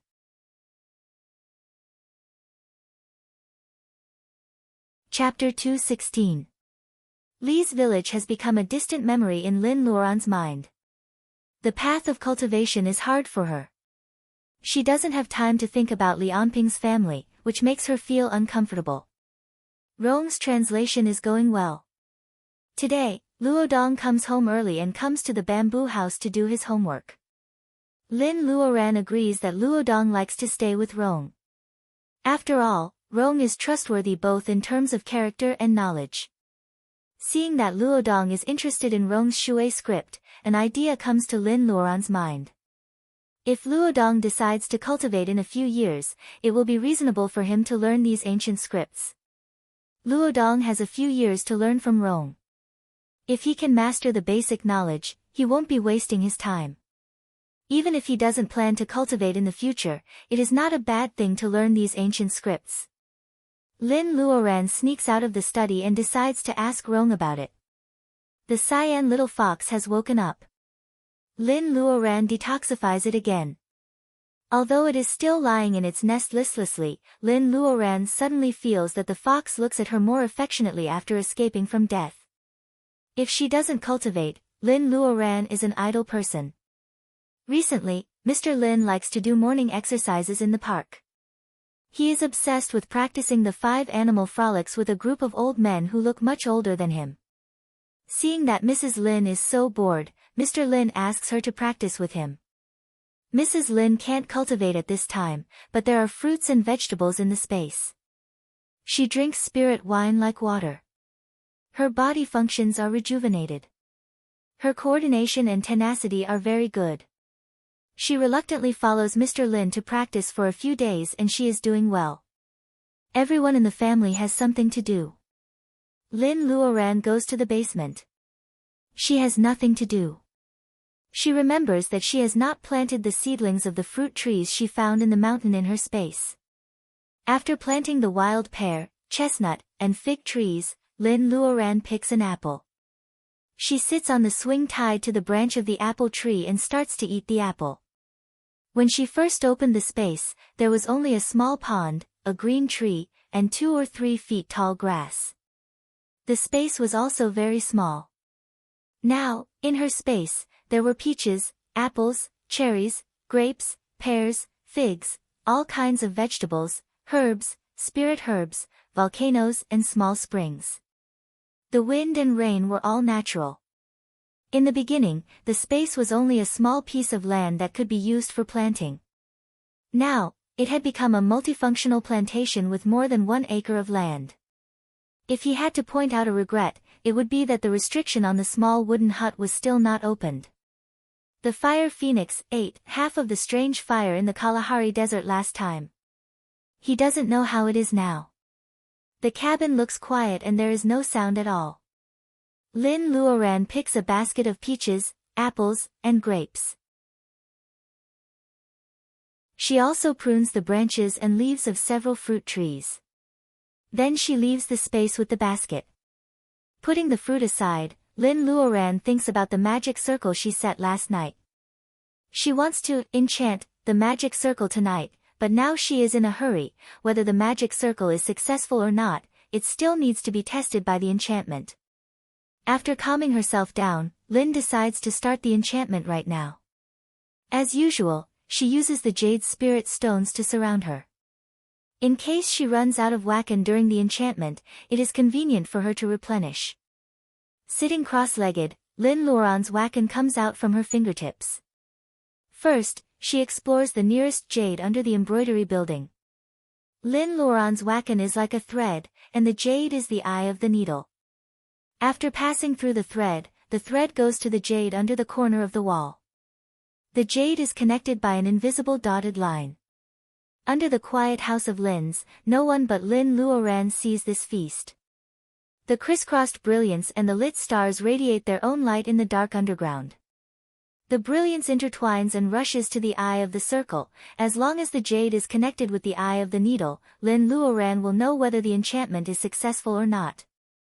In the basement, Lin Luoran's gestures are changing and her face is pale. She is trying to keep her gestures steady. She knows that the enchantment needs a huge amount of wakan, but she doesn't expect it to be so serious. Maybe it is because the magic circle covers a large area and uses the spirit stones as the eye of the circle, which is beyond Lin Luoran's ability. Lin Luoran feels powerless after connecting so many jade. She is also a newborn calf who is not afraid of tigers. Every magic circle for protecting a mountain can only be set up with the power of a school. In the past, even if ordinary cultivators want to set up a magic circle, they will have the help of magic instruments such as magic circle flags to set up a small magic circle in front of the cave. Lin Luoran sets up a magic circle empty-handed, which is indeed too noisy for her personal ability. Lin Luoran is so stubborn that she refuses to admit defeat easily.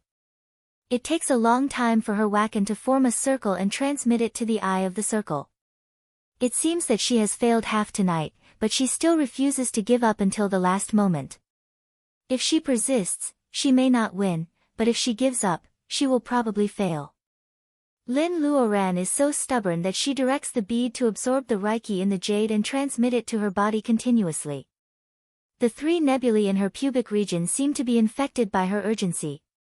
Lin Luoran transforms reiki twice faster than other cultivators of the same level. Now, with the high-speed rotation of the nebulae, reiki is quickly transformed into wakan.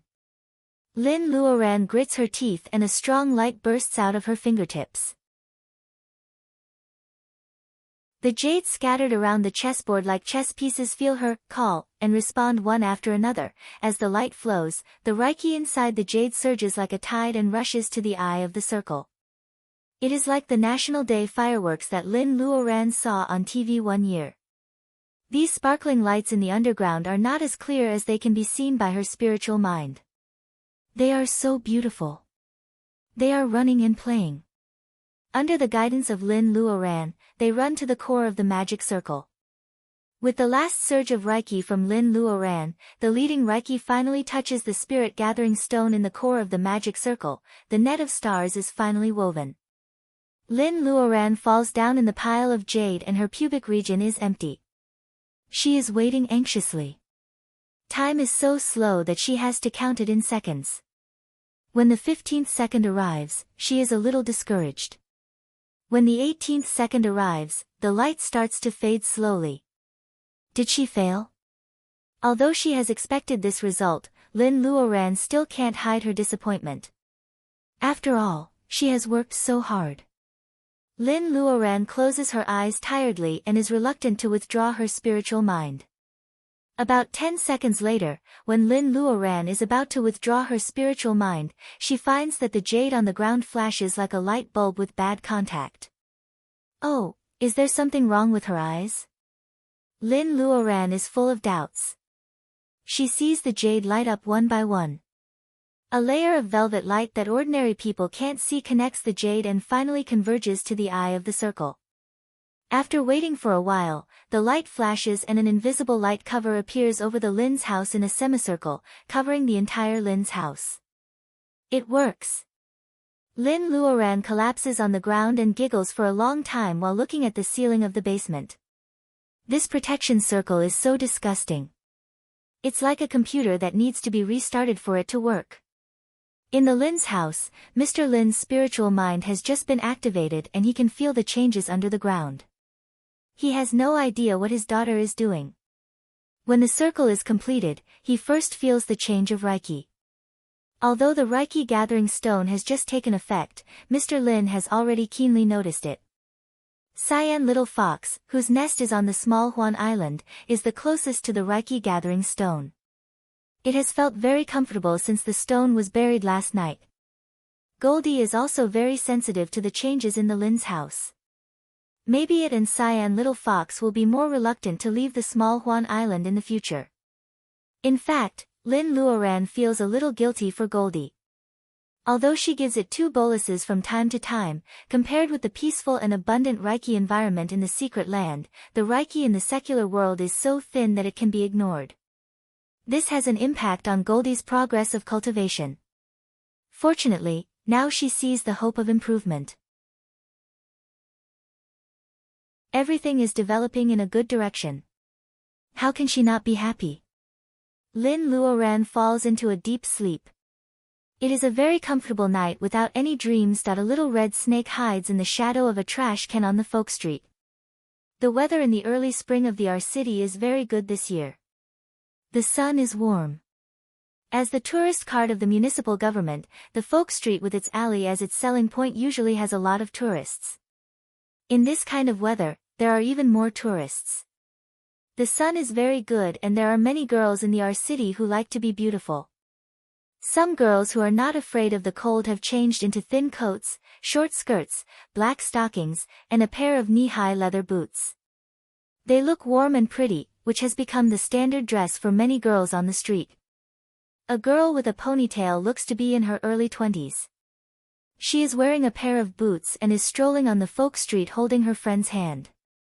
After eating the favorite skewers of the our city locals, the girl with a ponytail feels it is indecent to walk on the street with a bamboo stick in her hand, so she is going to throw the bamboo stick into the trash can by the roadside. People overlap, so the trash can is set in a place where there is no light, so as not to bring indecency to the scenic area.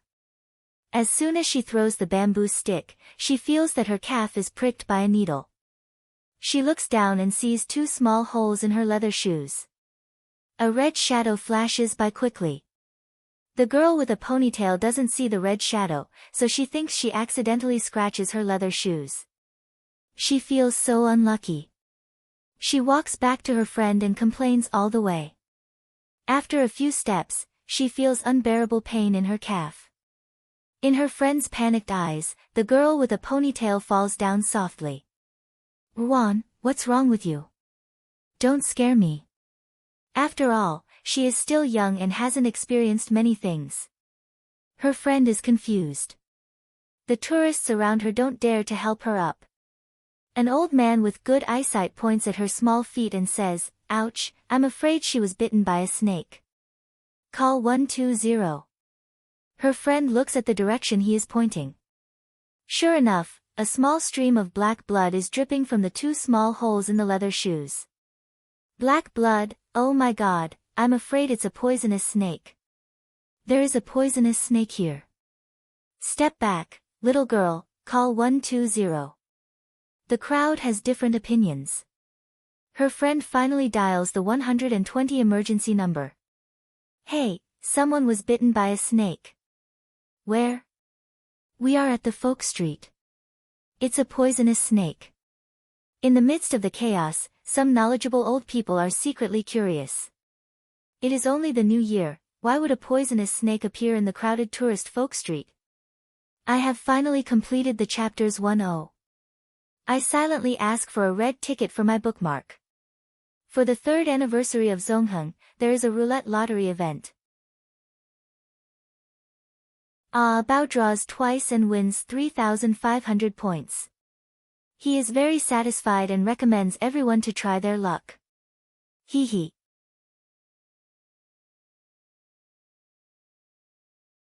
Chapter 2:17.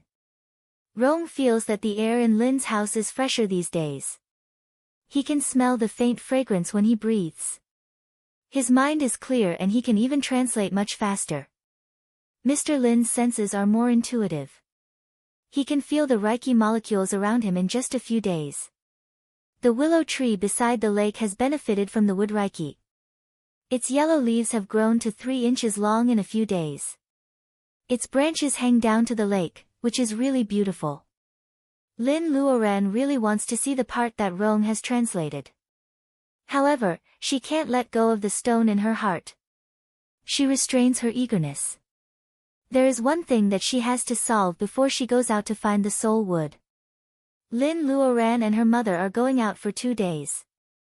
Mrs. Lin, who has just mastered the 5 animals play, is good at it. She tells Lin Luoran to come back as soon as possible and doesn't nag her. After Lin Luoran goes out, Mr. Lin finds that his daughter is missing.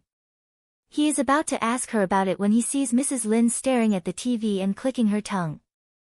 Mr. Lin looks at the TV and sees that the plain-looking anchor of the Our City Channel 2 is reporting about the recent snake attacks in the city. It is said that more than 100 people were attacked. The hospital tried their best to save them. They are still in a coma and haven't been sent to the hospital. They are all. Oh, what a sin. Mrs. Lin sees a shadow captured by a camera. It seems to be a small snake. She points it out to Mr. Lin. They seldom go out at home, but Luodong has to go to school. The red snake attacks are so horrible that they don't know when the government can solve it. Mr. Lin thinks for a while and says, "It's scary. Since our daughter is not here, we'd better not go out these days. As for Luodong, we can still drive him to school every day." Lin Luoran's parents have heard about the magic circle of Lin's house. They believe in their daughter's ability. People are in a panic outside. It seems that it is safer to stay at home. As for Lin Luoran, she has booked the earliest flight and is ready to fly to Taiyuan. She has put some things aside, but she has not forgotten them. Since she has chosen to do it, Lin Luoran must be more cautious. Jin Wutai, In Putua, Talngame, Tai Jiuhua. These 12 characters were easy to remember, but they pointed out the 4 famous Buddhist mountains in Huaxia. Lin Luoran gets off the plane in Taiyuan. As soon as she gets out of the airport, she sees some young people driving luxury cars passing by. Some even whistle at her. This was a province with a lot of coal mines. She had only traveled for a short while, but she had already deeply felt the gap between the rich and the poor, which was more serious than the rumors. However, this was just a small matter for the purpose of her trip. She didn't take a taxi. Instead, she took out a cap and wore it. She chose to go to Wutai County with ordinary tourists. It couldn't be considered as deliberately keeping a low profile. She didn't ride on her sword, nor did she ride on her condor. She just hoped that this trip could cover up some traces so that no one would be able to trace her. She arrives at Wutai County in the afternoon. She finds a small hotel where she doesn't need to check in and takes a shower. Then she hurries to Taihui town, which is 70 or 80 kilometers away. Ordinary people are not familiar with this small town, but it is the center of Wutai Mountain. Since the Eastern Han Dynasty, Buddhists have built the Fu Ling Jiu Temple here. It is a pilgrimage place for many Buddhists. The original De Fu Ling Jiu Temple has been renovated several times after the change of dynasties. Now it has been renamed Xiantong Temple. Lin Luoran is going to this tourist attraction. Wutai Mountain has a great difference in altitude, and the average temperature is only a few degrees all year round. Lin Luoran admires the tourists who go to Xiantong Temple with her. There are many gray-haired old people. Lin Luoran doesn't know whether they are here for sightseeing or devout believers. Of course, she doesn't believe in Buddhism. However, Master Mu said that there are Buddhist cultivators here. Lin Luoran used to think that Buddhist cultivators have to cultivate themselves in the deep mountains like cultivators. However, Master Mu says that Buddhist cultivators seek the power of faith and use the holy spells. They are different from cultivators. Buddhist cultivators are Buddhas in the secular world. Wutai Mountain is full of incense. There is no reason why Buddhist cultivators don't choose to stay here. Lin Luoran follows the tourists all the way to the temple. Unlike the Taoist temples in the mountains of central Sichuan, which were hidden in the green mountains and clear waters, Xiantong Temple stretched out there. The sky was blue, and the yellow soil was exposed. It was freezing cold, and a few old trees with few leaves were the only decorations under the sky. There are many pilgrims, and there are novice monks to receive them. However, it is almost night, so most of the tourists leave after a walk. Only Lin Luoran slowly walks to the famous bronze hall. The bronze hall is carved with flowers and green flowers, and the kuei protects the dragon. It is dazzling. It is said that Wanli built it for his mother. If what Master Mu said is true, it is probably a rumor. The bronze bell in front of her weighs thousands of pounds. When it is knocked, the sound can be heard all over the mountain. The sky is getting dark and there is no one around the bell. Lin puts her hand on the bell and knocks it at a strange frequency. Creak, the thick bronze wall is moving aside. The sound is so light that ordinary people can't hear it without Lin Luoran's hearing. She hears two novice monks talking about their evening class. They are walking towards her. Lin Luoran rushes into the bronze hall and disappears behind the bronze wall. Puji Master, I am Lin Luoran, an individual cultivator. I want to see you. Lin Luoran is a little nervous if they don't want to see her. She has no choice but to open the door first and then ask to see them. Master Mu said that the place where Puji Master lives is behind the bronze wall. In fact, it is isolated from the Xiantong Temple by the holy spell. The world inside is where the real Buddhist cultivators live. Patroness, I am Jishio. A young novice monk appears in the twilight. He is dressed in plain clothes and shoes and has a delicate face. He is not surprised by Lin Luoran's arrival and he looks peaceful. Jishio is a special Buddhist name. Master Jishio, my daughter wants to see Puji Master. Lin Luoran returns his salute and Jishio accepts it calmly. His mouth is a little soft. Puji Master is having an evening class. Patroness, why don't you follow me to visit this place first? Although they are not on the same path, Jishio doesn't dare to underestimate the person who knows the secret place of Buddhist cultivators and knocks the bronze bell by himself. Lin Luoran nods and says yes. The gate of the bronze hall slowly closes. She has already walked into another world in the bronze hall. On the black brick road, she can see a few Bodhi trees occasionally. The architectural style here looks no different from that of the Xiantong Temple. However, Lin Luoran has to be picky. This is a place for self-cultivation that Master Mu said was built by the holy spell. The courtyards are overlapping. It is spacious for ordinary people, but a little simple for a school. Jishio leads her forward slowly. There is a faint fragrance on his body. There is a chanting sound in the night. It must be the evening class that Jishio said. The young novice monk must have been chanting before. Did she disturb him? In the night, the sound of chanting is a bit touching. Lin Luoran stands outside the hall and can't help but be fascinated. Outside the hall, a jade hairpin flower blooms out of season. Lin Luoran suddenly realizes that the fragrance on Jishio's body is probably the mixture of jade hairpin and sandalwood. There is no magnificent Mahavira hall or brilliant golden roof here. If she doesn't feel an unknown power fluctuation on Jishio who leads her here, she will suspect that she has just entered a small mountain temple by mistake. Lin Luoran suddenly feels a little regretful. Is it really right to disturb such a place for her own selfishness? The sound of chanting fades. Novice monks wearing the same clothes as Jishio and monks of the same color come out one after another. They sincerely worship Buddha and don't know that there is a guest. What's more, it's a beautiful female guest. Not every novice acolyte has Jishio's personal ability.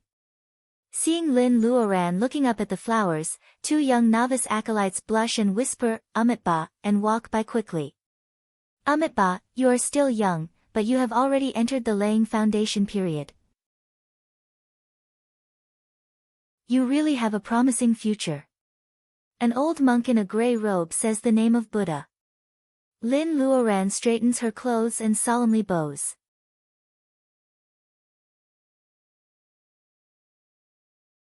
Chapter 218. Master, Buddhism cultivators have been living in seclusion for many years. Have you ever thought about coming back? Buddha is merciful. Now there is a great merit. It's up to you whether you want to continue living in seclusion or not. My daughter has come here out of selfishness, but because I can empathize with you, I can't help but feel pity. Lin Luoran is talking with Puji in the tea room. The old monk looks kind. Lin Luoran doesn't believe that Puji is not interested in what she says. In the past, Buddhism was prosperous and there were many temples in the country. That was the world of Buddhism cultivators. Lin Luoran is a rookie. The competition between Buddhism and Taoism means nothing to her. Taoism focuses on perception and Reiki, while Buddhism focuses on faith and the power of will. The two are fundamentally different. Why do they have to suppress each other? Now the world of cultivation is declining and Reiki is decreasing. Lin Luoran doesn't know why Buddhism cultivators are still willing to live in seclusion. If they want the power of will, they can't do anything. How can they get faith? After drinking tea and analyzing the power, Jishio walks Lin Luoran out. The bronze wall is still closed. To be honest, Lin Luoran doesn't know whether she has succeeded or not. Under the Bodhi tree, Puji comes out from nowhere. He is very respectful to the little monk Jishio. Jishio's robe is blown by the night wind. The little monk catches a Bodhi leaf and suddenly smiles. Puji, what she said is reasonable. Let's do as she says. Puji hesitates. After a while, he nods and says yes. If Lin Luoran were here, she would definitely be shocked. Puji is an eminent monk of the same generation as Master Mu. It is very strange that he is so respectful to Jishio who is still a little monk. However, Lin Luoran can't be here. She is now flying between mountains in the twilight. As soon as she is out of Chuan province, there are not many people in Huaxia who can detect her personal ability. She doesn't need to worry about it like she did in Mount Wutai. Next, Lin Luoran will go to Putua and Jiuhua. Putua is also one of the 4 holy places of Buddhism. As for Amei, which is closest to our city, Lin Luoran has already given up. Amei is closer to Qingcheng. Lin Luoran is still worried about Taoist Huizhu of Qingcheng Taoist Temple. This is the information I have compiled. Please give it to school sister Lin. Rong Donglin hands a stack of papers to Mrs. Lin. He looks tired. Mr. and Mrs. Lin both think that Rong Donglin is a nice young man. Rong Donglin is diligent in his work and gets along well with Luodong. Seeing that Rong Donglin's eyes are red, Mrs. Lin knows that Rong Donglin hasn't had a rest these days. Since Luoran is not here, Mrs. Lin doesn't want to keep Rong Donglin, so she takes the files and sends him out. As soon as they leave Lin's house, Rong's old Nokia rings. It's Yan Feng. He wants to visit Kai Liang's girlfriend. Lao San's girlfriend was bitten by a snake a few days ago. She has been in the hospital for a few days and hasn't woken up yet. Rong has been there once. Kai Liang looks so pitiful with his unkempt beard. Rong doesn't have the heart to see him like this. Although he is also sleepy, there is no reason for him to refuse Yan Feng's request. When he is still thinking about which bus to take, Luo Dong sticks his head out of the door. Brother Donglin, where are you going? Can I go too? Rong pats him on the shoulder. Have you finished your homework? Luo Dong nods. Rong has always been accommodating to him. Luo Dong is sure that Brother Donglin will take him out to play. The two of them turn out of the alley and walk to the bus stop. A red snake hiding in the folk custom street is eager to have a try. The door of the bus is closed. It jumps up and sits on the roof of the bus. The sun at noon makes it uncomfortable. The little red snake sticks out its tongue and curls into a ball. Goldie is very powerful. It will be discovered if it gets too close to Lin's house. The little red snake has been hiding in the streets for a long time. It feels that its chance is finally here. The bus is moving slowly. Luo Dong and Rong are talking and laughing. Mr. Lin drives back and wonders, where is Luo Dong? He keeps saying that he wants to go out to play. I'll take him to the square later. Mrs. Lin goes to call Luo Dong. She finds that Luo Dong is not in his room. Mrs. Lin is a little worried. Did he go out with Rong Donglin? It's been a mess out there these days. What should we do? Luo Dong and Luo Dong don't know about the danger. I have to go out and find him. Mr. Lin is also worried. He comforts Mrs. Lin, don't be so unlucky. The city is so big. Why did they run into that snake? Rong is a good boy. He will send Luo Dong back. Mrs. Lin feels that Mr. Lin is right. She stops worrying for the time being. However, in the next 2 hours, Mrs. Lin feels that her eyelids are twitching. She has a feeling that something bad is going to happen. Luo Dong doesn't know that his parents are worried about him. He is a smart boy. Although he is going to visit Rong's classmate, he still buys some fruits and tonics and goes to visit Sister Wan, who is still in a coma. Sister Wan is bitten by a snake. There are many patients like this in the hospital. Luo Dong is scared when he sees Sister Wan lying on the bed with black spots on her face. People are crying in the corridor of the hospital. Sister Ruan's parents also cry. Luo Dong feels sorry for them. Where did the snake come from? If Sister Wan is here, she will be able to deal with it. Luo Dong wants to call Lin Luoran and ask her to help Sister Wan. He has to catch the snake no matter what. However, he is worried that Lin Luoran is doing something important. He doesn't want Sister Ruan's family and Donglin to wait for him. Luo Dong doesn't want to ask. Rong and Yan Feng can only say some comforting words. They don't know if Kai Liangzi can hear them because he is in a trance. Rong and Yan are depressed when they walk out of the hospital with Luo Dong. Hey, if anything happens to Ruan, Liangzi will be sad. It is said that the hospital can't do anything about the snake's venom. Yan Feng is not optimistic about Luo Dong's condition. This topic is too heavy. Rong can only sigh. Yan Feng smiles, Luo Dong, let's go. I will take you to flirt with a girl. Being close to a younger brother is the same as being close to an older sister. Yan Feng is good at scheming and he is very enthusiastic about Luo Dong. Rong doesn't know whether to laugh or cry. Yan Feng calls a taxi and puts the two nerds in the car. He sits in the front seat. The red shadow jumps up and sits on the roof of the taxi. The sun is not so hot. The red snake is more energetic. It stretches its body on the roof of the taxi and spits out its tongue. The people in the car don't know what is going on. The passers-by and the driver are shocked. Yan Feng was still talking about a certain sushi restaurant on Chuanxi Road when the exclamations and pointers of the passers-by finally made the people in the car feel that something was wrong. The driver thinks that there is something wrong with the car. He discusses with Yan Feng and the others whether they should stop by the square in case of any accidents. When they are dozens of meters away from the square, a red tail reaches out from the roof of the car. Luo Dong is shocked. Donglin. Look. It is a snake. As soon as they come out of the hospital, Yan Feng remembers the snake that threatened the city recently. Sir, don't stop the car. Drive faster and throw the snake off. Yan Feng and Rong are anxious because of Luodong in the car. However, the driver is not as courageous as them. He is scared when he sees the red tail. He doesn't care about the traffic laws. He pulls the car into the square and slams on the brakes. Yan Feng and the others are still in a daze. The driver pushes the door open and tries to escape. As soon as he moves his head out, the red snake bites him in the face. The driver covers his face and falls down. Yan Feng gasps, "Let's go." Rong Donglin opens the door and helps Luodong to get off the car. Yan Feng follows closely behind.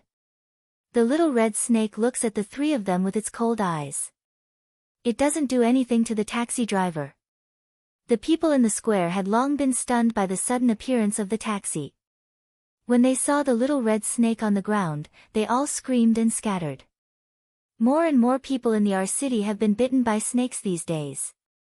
People are scared when they talk about snakes. Seeing the red snake bite the driver and make him fall down, they are all scared. Protected by Yan Feng and Rong, Luodong runs in the crowd. The young boy feels the wind blowing in his ears and his heart is beating fast. The red snake bites the driver, who gets off the car first. The three of them have just escaped from the gates of hell. Luodong is only 12 years old. Even though he has seen a lot of incredible things, he is still scared at this critical moment. Damn it! Why does the snake target us? Yan Feng looks back.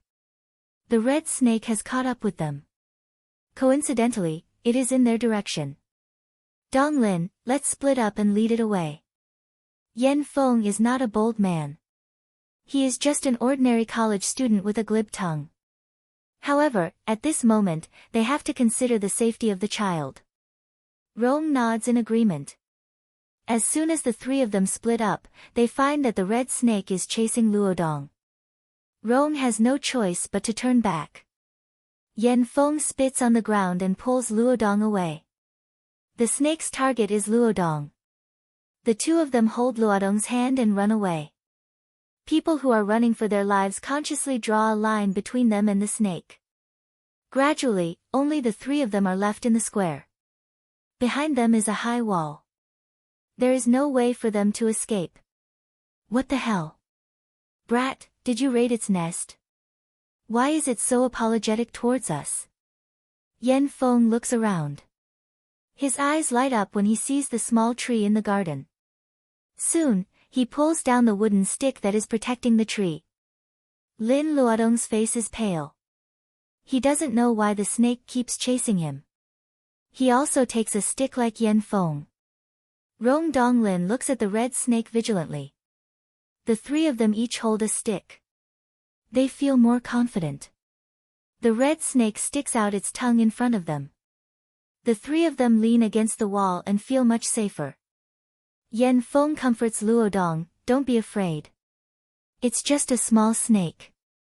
We can deal with it if we work together." Small? The red snake seemed to understand Yan Feng's words. With a series of crackling sounds of bones dislocating and expanding, the little red snake expanded against the wind. At a speed visible to the naked eye, it turned into a giant snake that was several feet long and as thick as a water bucket. The snake lowers its triangular head and stares at the three of them. Its stinky saliva drips on the cement, making smoke rise. Some brave people who have run to the square look back and see the huge red snake. They swallow their saliva. Is this a science fiction movie? Seeing that the snake doesn't attack the three of them, some brave people watch from the other side of the street. The TV reporter is the boldest. He arrives even faster than the police car. Once the red snake's body grew larger, it could no longer suppress its aura and cultivation. Feeling its monstrous anger, Xiao Jin, who had been napping on the island, suddenly opened its eyes. The golden eagle senses the direction and flies to the sky, shaking off a lot of bamboo leaves. Mrs. Lin sees Goldie's action from the window. She wants to ask what's wrong with the eagle today. However, the TV series on RTV2 suddenly stops. The picture changes. The host says in an excited and scared voice, "Ladies and gentlemen, you are now watching RTV2. We are going to show." The camera changes to the square. Mrs. Lin is startled by the snake. She pats her chest to calm herself down. Suddenly, she notices that the figures in the slit of the snake are very familiar. Oh, no. It's Luodong and Rong. Bang! Mrs. Lin breaks the fruit plate on the table in a panic. Dad, hurry up. Watch the TV. Mr. Lin stares at the TV for a while. Then he turns around and runs outside. Mrs. Lin can't catch him. She is anxious and angry. After a while, she remembers to call Luoran. Luoran's phone is turned off. Mrs. Lin collapses on the ground.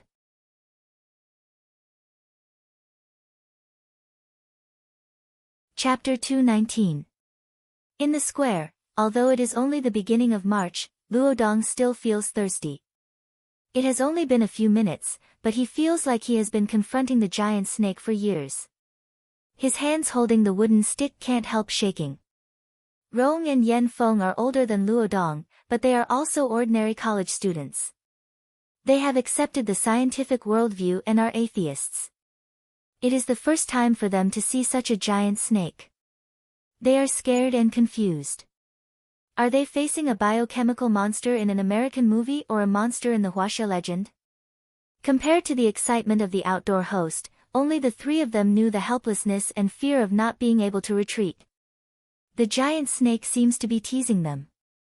It flicks its tail and wriggles its body from time to time, but it doesn't hurt them. TV2 in the R city has a wide coverage in the local area. What's more, this is not a groundless story. It is a real picture from the scene. Not only in the downtown area, but also in the surrounding counties and cities. Zheng Tian is in a meeting. Hearing the sudden exclamation outside his office, he asks his secretary to go out and see what is going on. After whispering in his secretary's ear, he can't help but come out to see what is going on. He has never seen a monster in such a long time of cultivation, so he is very curious. Zheng Tian frowns when he sees Rong's face in the HD camera. If he only sees Rong, he is still thinking about whether he should get involved or not. However, when he sees Luodong, Zheng unconsciously clenches his hands. This is a big gamble. If he wins, he will not only solve the problem between him and Lin Luodong, but also have a close relationship with the Lin family. However, if he loses, he will die. After thinking for a few seconds, Zheng Tian runs out and knocks down the documents on the desk. Cultivation is not easy. In fact, nothing is easy in the world. Of course, as an employee of a state-owned enterprise, his father is also taking a gamble when he decides to go to the sea. Zheng Tian is so proud that he chooses to take this gamble. He is also in the innate realm, which is different from Mr. Lin and Baojia. Zheng's family spent a lot of money and resources on him to reach the innate realm. His aptitude was not very good, and he could not meet the standards of the few cultivation sects to accept disciples. Therefore, his external skills were also very good. At this time, he did not choose to drive. Instead, he ran in the traffic that had begun to paralyze in this district of Chengdu. Today is the weekend. Luodong and Rong can go out to play, but Huang has to pick up garbage with a bag. He had almost paid the rent, but he was still struggling to make ends meet. Huang Weijian had no weekends to rest. Also, because it is the weekend, Huang Weijian has a good harvest today. He has brought home several bags of garbage. At this time, he is carrying the bags to the square. There are many tourists here on the weekend, so he should have a better harvest. A group of people is gathering in front of a clothing store. Hearing the exclamations, Huang can't help but glance at the TV. Huang feels that someone has punched him. The face is that of Luodong, the boy who always comes to his class to please him and annoys him. What a nuisance. Huang Weijian walked on expressionlessly. After 2 steps, he couldn't help touching his canvas bag. Since they were classmates, he couldn't just leave them in the lurch. He finds an excuse to convince himself, but he ignores the fact that Luodong is not an ordinary classmate to him. No matter how indifferent he is, Huang is just a 12-year-old boy. Luodong stood up to help him and was beaten by Ma Ming, which affects him more than he thinks. Huang Weijian carries the snakeskin bag and runs to the square. The office building of Fortune House is not far from the square. Even Goldie can feel the provocation of the giant snake, so Xian Yuanping can feel it more clearly. If the monster is refined in the blood pool, it will be a great tonic even for Xian Yuanping. She will not give it up easily. Fortune House is close to the square, and Xian Yuanping has the highest level of cultivation among them, so she is the first one to arrive at the square. She wants to subdue the monster quietly. However, when she sees that it is the Lin family who are surrounded and many people are rushing in this direction, Xian Yuanping smiles. She finds it interesting and is ready to watch a free drama. She doesn't show up immediately, but stands on a big tree. Goldie arrives in an instant, only a few seconds later than Xian Yuanping. It can sense Xian Yuanping's presence. It feels uncomfortable about this human being. However, looking at Luodong on the ground, it hovers in the air for a while and then lands. When the wings of the golden hawk are fully opened, they are 7 or 8 meters long, casting a huge shadow on the ground. Luodong, who has been feeling thirsty, feels the darkness above his head. Then he looks up and sees Goldie hovering in the air. He suddenly feels relieved. Isn't this the bird of prey raised by the Lin family? Rong clenches the stick in his hand. He is not sure if the golden hawk can help them get out of trouble. Yan Feng swallows after a short moment of astonishment, the mysterious hawk of the state of Huaxia? Oh my god, is the hawk here to save us? The passers-by standing far away are more certain than Yan Feng, including the anchor of the RTV2. He was excited when he saw the snake, but now he wants to go home and worship his ancestors. The mysterious hawk of the state of Huaxia. Dear viewers, this is the mysterious hawk of the state of Huaxia that disappeared in the Zhongshan mausoleum some time ago. Is it here to save us? Oh my god, the snake is attacking the hawk. When the giant snake saw Goldie, its eyes turned red. Goldie didn't land on the ground immediately. Instead, the giant snake curled up into a ball and leaped into the air with its tail. It bit at Goldie's wing. At the same time, the snake swings its tail and breaks a lamppost. The lamppost falls on the 3 people by the wall. The police car finally arrives late. The scene is in chaos. Goldie screams and flaps its wings. The 3 people roll away like gourds on the ground. The 3 people are more or less injured, but they are out of the fighting range of the hawk and the snake. Bang, bang, bang. The continuous bullets hit the snake. There are several bloody holes on its body, which makes the snake even angrier. It turns around and runs to the police car. Luodong and the other 2 people are also running in this direction. Damn it, we are so close to getting out of the square. Goldie grabbed the tail of the giant snake. Its long body rushed to the side of the police car and bit off the head of a policeman. The headless body walks a few steps and falls beside Yan Feng. Seeing the blood coming out of the neck, the glib college student feels weak in the knees. The headless body walks a few steps and falls beside Yan Feng. Seeing the blood coming out of the neck, the glib college student feels weak in the knees. The crowd scatters. The tail of the snake is caught. It tries to turn around and bite Goldie. However, Goldie sweeps its hard wings and the snake's neck is bleeding. Let's go. Rong stumbles to help Yan Feng. The giant snake is about to attack the 3 of them again after being defeated by Goldie. Goldie is about to fly up by grabbing the tail of the giant snake. Xian Yuanping smiles on the tree. A black lotus appears in her hand and a mist is released silently. Goldie feels powerless. He flaps his wings but can't fly. The hawk's claws sink into the flesh of the snake, but the snake is not affected by the mist. It feels that its tail is loosened and it runs to the three people with Goldie. How dare you! The vines of iron thorns are strong. Mr. Lin jumps over the roofs of many cars and entangles the head of the snake with the support of the statue of the great man on the square. Dad! Luodong yells. Rong holds Yan Feng with his eyes wide open. What's wrong with the world? It's okay that the bird raised by the Lin family is so powerful, but why is Mr. Lin, who is always smiling, also a master of martial arts? He never thought that the word cultivator would appear in the world. He never thought that after today, the unknown cultivators in the state of Huaxia would appear in front of the world again like in the ancient times. Among countless coincidences, some secrets can no longer be concealed.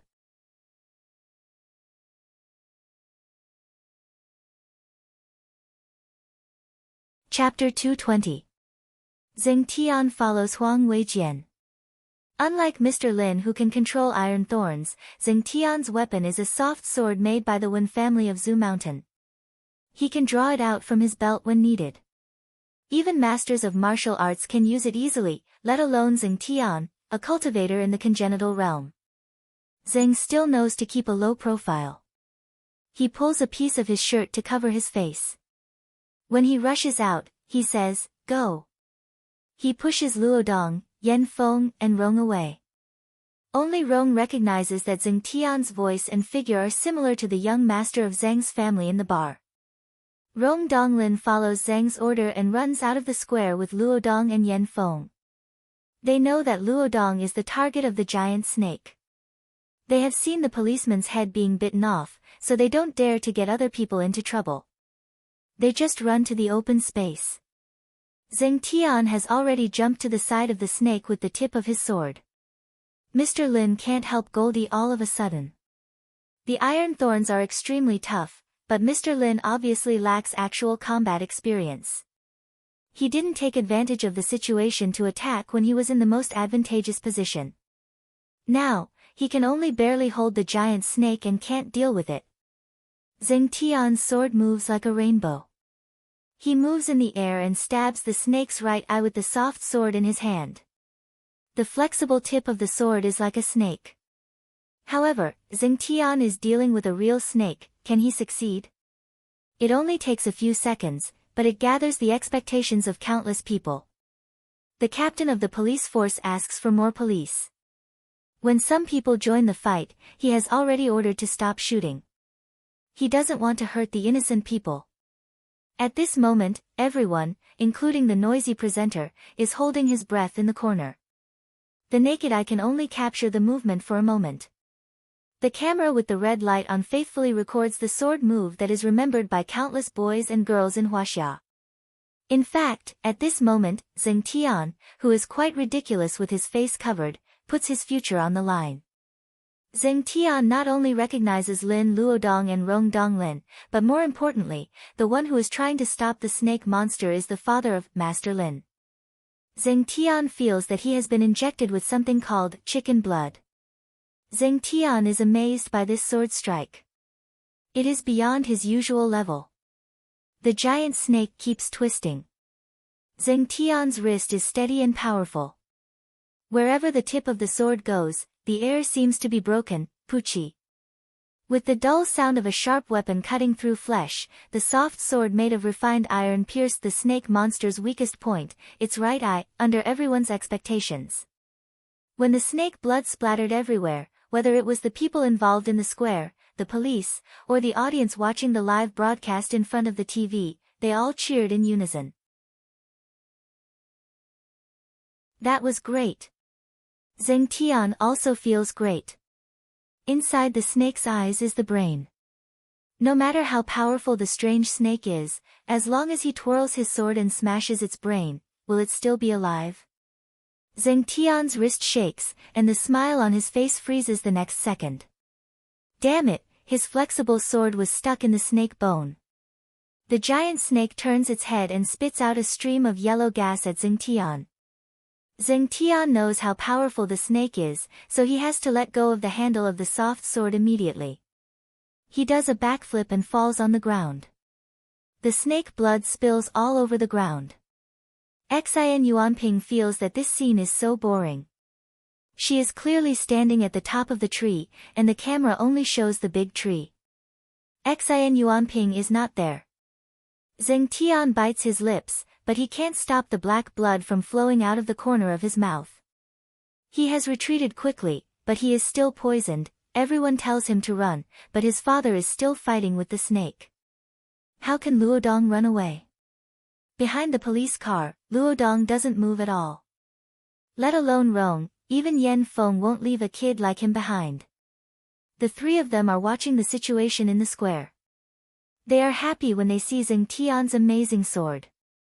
However, when they see Zheng Tian's flexible sword is still stuck in the snake's eye, they are all worried. Huang Weijian touches the mud on his face and rushes out from behind the police car. He stares at Luodong and says seriously, "Why don't you run?" Luodong takes a while to recognize that it is his classmate.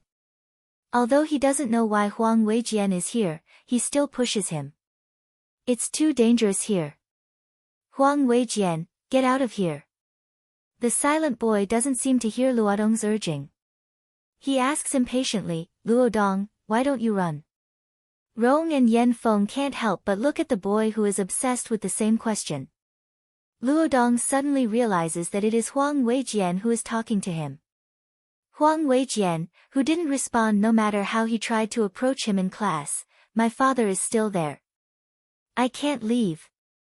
Luodong points to his father, who is supporting himself with a single tree. His eyes are full of stubbornness. Huang Weijian's eyes are hidden under his bangs. He just whispers, "So troublesome." Xin Yuanping is high up. She can see the fear, joy, and disappointment of these people. She thinks of her right hand, which was broken by Lin Luoran, and it is still uncomfortable for a novice. She raises her right hand, and when it falls, a black gas invisible to the naked eye cuts the iron thorns like a sharp blade. Mr. Lin feels that his hand is loosened. He feels bad and throws out a handful of seeds. However, it is obviously too late. The snake doesn't rush to Luodong immediately. Instead, it turns around and tries to bite Mr. Lin, the annoying human who has been pestering it. The situation is extremely critical. Besides Goldie, who is already weak, there is also the silent boy who is yelling for trouble. Goldie feels that some kind of power deep in its blood is clamoring, hitting its meridians over and over again. Its wings are shining, and its claws seem to be full of strength. Goldie firmly grabs the snake's tail again and drags it back. Amidst the policeman's cries of, "Little friend, it's dangerous over there," the shabbily dressed teenager leaped out of the crowd and ran towards the snake monster. As the teenager ran, he rummaged through his canvas bag and pulled out a large, bald pen. It looked as ridiculous as he was.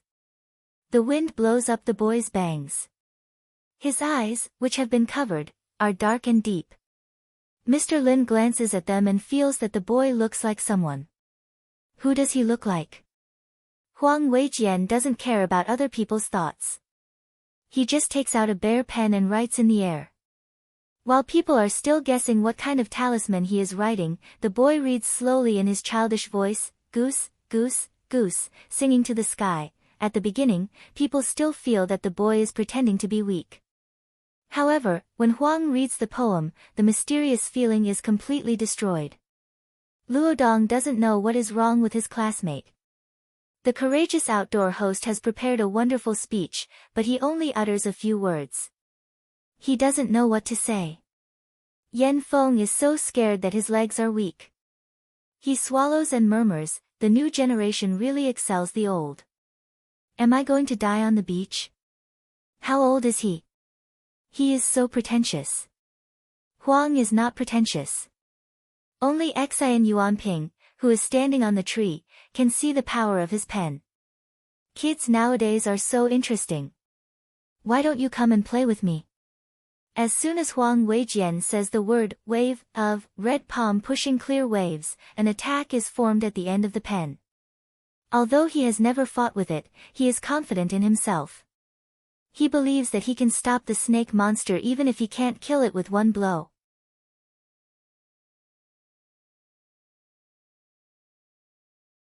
Chapter 221. While Mrs. Lin is calling Lin Luoran, she is looking down from the plane. The plane slows down and is ready to land. It has only been 10 minutes since the appearance of the snake monster on the square. Lin Luoran starts the plane as soon as she gets off. Her secretary reminds her that there are many missed calls. They are all from her mother. Lin Luoran is worried. Is something wrong at home? Just as she was about to call back, the passengers who got off the plane together gathered in twos and threes, pointing at the huge electronic signboard in the airport. Honey, is this Tianfu Square in the R City? Is the movie shot here? Shot here? It doesn't look like it. That's the anchor of RTV2. Is it a live broadcast instead of a movie? Nonsense. Lin Luoran looks at the screen and her phone almost falls to the ground. On the square, Zheng Tian's sword is amazing, but it fails. Goldie's claws are hanging down. It is obviously not normal. What makes Lin Luoran's pupils shrink is that the person who entangles the snake's head with iron thorns is her father. At the same time, Lin Luodong, Rong Donglin, and Yan Feng's faces flash through the camera. The red snake is still alive and has come back for revenge. Damn it! Lin Luoran stomps her feet. Compared with the safety of her family, Lin Luoran doesn't care about the former. She doesn't even think of setting up a mini-world. She summons the bright sword and casts the sword-riding spell. Even though she is standing behind the crowd, the bursting sword light still attracts all the attention of the passengers and the airport ground crew. The shape of the aqua-blue flying sword was smooth. It seemed to be a female passenger who had been on the plane with them before. Unexpectedly, she flew into the blue sky on a flying sword in public. In just a few breaths of time, the woman on the sword had already disappeared into the depths of the white clouds. Those who had personally witnessed this scene looked at each other in astonishment and whispered to each other, their voices gradually becoming louder. They need an explanation. What is wrong with the world? The tip of Huang Weijian's brush is spiritual. It moves like a dragon and sets up an inescapable net around the snake monster. Although ordinary people could not see the spiritual lock, they could see the snake monster lowering its head and twisting its body in a small area, as if it was trapped. Mr. Lin is overjoyed at first. The iron thorn seeds he scatters quickly turn into vines that can't be cut off by any sword and add another shackle to the twisting giant snake. In this way, the snake seems to be firmly trapped by them. Mr. Lin is a little tired, but Goldie flaps its wings and comes to him. The golden light on its body shrinks. It seems that something is wrong. The on-location host was beaming with joy as he introduced the actions of these masters. The police captain waved his hand and ordered, "Aim at the target and shoot." Bullets have no eyes. Although they are standing on the side, they are not far enough. Mr. Lin is about to pull Huang Weijian away, but he finds that this young boy who can trap the snake monster is staring in a certain direction like a statue. Mr. Lin follows his gaze and sees a big banyan tree. There is nothing strange about it. Hearing the sound of shooting, Mr. Lin has to pull the boy away. Huang Weijian holds the pen tightly in his right hand. His eyes covered by his bangs are alert. "Come out. I know you are there." He shouts at the banyan tree and points at it with the pen. What's wrong with the boy? Is a banyan tree worthy of him being so vigilant? Luodong doesn't know what's wrong with his classmate. The on-location host has a keen sense of news. He directs his companions to point the camera in the direction of the banyan tree. Huang Weijian is extremely nervous like an angry cat. Suddenly, there is a burst of laughter from the empty banyan tree. The voice is not loud, but it spreads to every corner of Tianfu Square. "Kid, didn't your teacher teach you that it is impolite to stare at your sister like this?" After the laughter stops, Xian Yuanping in black suddenly appears on the treetop. Now she has the same facial features as the special assistant of Fortune House, but she has a completely different temperament. Anyway, all the staff of Fortune House who are watching the show in front of the TV can't recognize Xian Yuanping except for Ellie. "Dad. The Lin family will never forget this woman." She is the reason why Lin Luoran disappeared that year. Mr. Lin takes 2 steps forward and holds Luodong in his arms. Uncle, this is... Rong is confused to see the vigilance of the father and son. Mr. Lin didn't look so serious when they were fighting the giant snake. Mr. Lin's voice is calm, she is the enemy of our family. Mr. Lin doesn't hate the woman in black because Zhou Yaowei injured him when Lin Luoran was not there. It's just that he can't forget what happened when his daughter was kidnapped by the woman and she suffered a lot in the past 3 years to escape from her captivity. Yes, she is bad. Luodong nods hard. Even though he is young, he will never forget the 3 years when he was at home. Great enemy. Yan Feng was speechless. The Lin family was so powerful, yet there was still someone who could make them feel as if they were facing a great enemy. Wouldn't this black-clothed woman be even more? Yan Feng shuddered. He had previously been amazed by such a domineering woman, but now he was scared half to death. However, the mysterious bird of the state of Huaxia belongs to the family of the campus bell. Yan Feng is even more glad that he didn't have any ideas about the school bell. Goldie is standing beside him coldly. Yan Feng is just an ordinary person, so he is curious and scared. Zheng Tian has been standing here for a long time. The snake venom is running wild in his body. He is afraid that if he speaks, the poisonous blood will come out. Therefore, he doesn't take off the ridiculous shirt strip and just looks at the scene calmly. They are talking in low voices. The captain of the police team instructs his men to shoot holes all over the body of the giant snake. The snake monster is dying and the snake blood is all over the ground. They all turn their attention to the woman in black who suddenly appears. The young man who trapped the snake is so nervous. This woman may not be a good person. Xian Yuanping, who is being pointed at by dozens of guns, naturally doesn't care about these ordinary policemen. She still stares at Huang Weijian and says with a smile, "Boy, why don't you follow your sister?" Huang Weijian smiles and interrupts Xian's words, "Sister. Auntie, I am an orphan. Don't pretend to be my sister." The teenager's childish voice is very serious, as if he is kind enough to correct Xian Yuanping's wrong way of addressing him. However, it makes all the nervous people at the scene happy. The woman in black's face immediately changes. What a child says. There is probably no young and beautiful woman in the world who is willing to be called auntie, even if she is old enough to be someone's grandmother. Xian Yuanping's face is very gloomy. She stares at Huang Weijian with a hint of killing intent. The captain of the police team is also afraid of the woman in black who is standing on the tree crown. Seeing Xian Yuanping's expression changes, he can't help but worry for the young man in the square. Xian Yuanping seems to think of something. Her skirt moves without wind and she walks down from the tree crown. She doesn't jump down or jump down. It seems that there is an invisible staircase winding under her feet. She is really walking down step by step. If this kind of appearance is not shocking enough, the black lotus under her feet flashes every time she takes a step. The fragrance is so tempting. In the eyes of ordinary people, it is really a miracle. The announcer stuttered, "Step by step, blooming lotuses." Audience, today there is not only a snake, but also a swordsman, a druid who can control plants, a little poet, and a mysterious woman with lotus step by step. The host is so excited that he doesn't even have time to wipe the sweat on his forehead. He has a hunch that after today, his career will usher in a new peak. Looking at the colleagues who have arrived one after another, who are also in a remote place, hurriedly setting up the camera to find the angle, the host becomes more and more excited.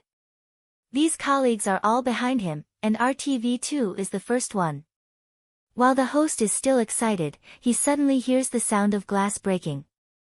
No, it is more than one, it is a series of broken glasses. Did the police open fire on the woman? He looked around and almost fainted. There is a lotus under Xian Yuanping's feet, gorgeous and dazzling. She just takes back her finger. Like a mosquito, so annoying. She makes a conclusion with one sentence, as if it is a matter of course that all the cameras on the scene are broken. The host points at her for a long time, but still dares not to come forward to ask for an explanation. As for the reporters and hosts who have just arrived, they are completely petrified. A kind of sadness surges in their hearts like the wind. Xin Yuanping comes to Huang Weijian in a few steps. The boy doesn't dodge, looking very brave. In fact, in such a confrontation, his back is already wet. This woman in black is very powerful. Huang Weijian feels something is interfering with his mouth. He steadies his hand, and the broken brush starts to move again. Every stroke of his was abnormally serious. His speed was very fast, and his strokes were very solemn. The water of the Yellow River comes from the sky. He is also reciting a poem, but this time it is not a simple goose, but Li Bai's well-known, Bring in the Wine. The boy's dry voice rings. Xin Yuanping wants to move forward again, but she seems to be blocked by something. It's really interesting. But do you think you can stop me like this? Xin Yuanping stops. When she raises her right foot again, Huang Weijian's face turns pale, but his hand doesn't stop. He continues to recite, Rush to the sea. Never come back. The lines under the brush turn from defense to defense, rushing to Xin Yuanping. You overestimate yourself. Xin Yuanping sneers. Her previous kindness is gone. She steps forward again and steps down. A black lotus flashes, and the lines at the tip of the brush which can trap the snake monster are crushed. Huang Weijian spits out a mouthful of blood and takes a few steps back. He can't even stand straight. Xin Yuanping approaches him in the blink of an eye and pinches the boy's neck. Kid, you are good at talking. Let's see how you can be arrogant now. Haha. Seeing that Huang Weijian is caught, Lin Luodong clenches his fist. Rong Donglin and Yan Feng hurry to catch him. In the whole scene, excluding the police, Mr. Lin is the only one who can still fight. When he is about to move, he hears a female voice falling from the clouds. It is a little indifferent, a little lazy, but extremely familiar. I haven't seen you for a long time. You really only know how to bully the weak. Mr. Lin is relieved, and Luodong smiles.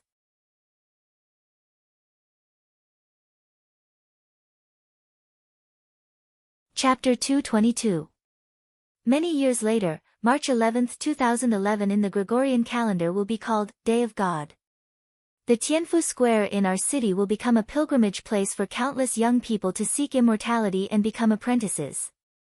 It was at this time and place that a mysterious hole was opened in the world of science and technology. More and more supernatural beings that had been hidden in the past surfaced. The declining method of cultivation burst forth with its last dazzling light in the 21st century. Xin Yuanping stares at the sky. The smile in her eyes has disappeared. Huang Weijian's neck is pinched and he has difficulty breathing. Blue veins stand out on his face. Xin loosens her grip on his neck and he gasps for thin air. Bewilderment, anticipation, disbelief, and relief, these different emotions intertwined. Everyone looked up at the blue sky. Under the blue sky, among the looming white clouds, a smooth flying sword is suspended in the air. It is a woman in a green ancient dress, who looks like a fairy. Her voice is beautiful, her body is exquisite, and her eyes are as beautiful as glass. However, people can't see her face clearly and can't remember what she looks like. Lin Luoran does this on purpose. She doesn't care about exposing herself as a cultivator, but she doesn't want the whole state of Huaxia to know what she looks like. Otherwise, she will have to hide in the mountains and swamps. What a coincidence. Xin Yuanping throws Huang Weijian to the ground and claps her hands. She says hello to Lin Luoran in the air casually, as if they are old friends who haven't seen each other for a long time.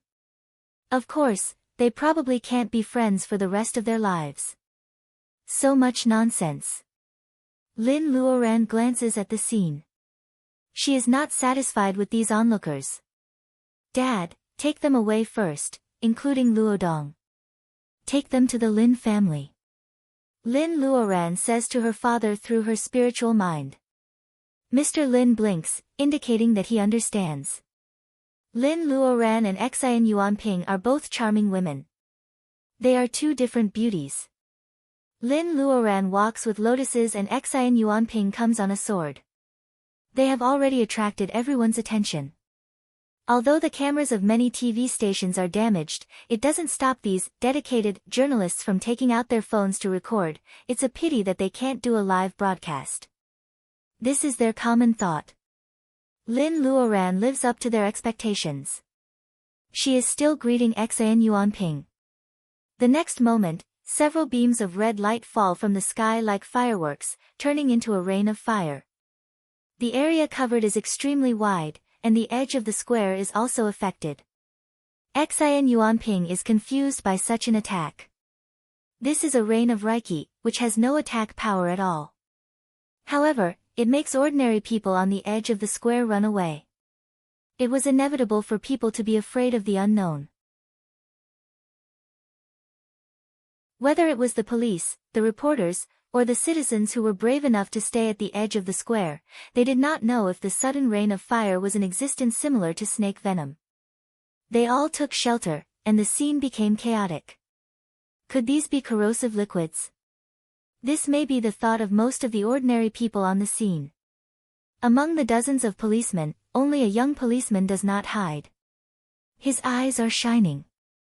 He believes that the woman on the sword is not that kind of person. Although they haven't seen each other for 3 or 4 years, Officer Li still recognizes Lin Luodong at a glance.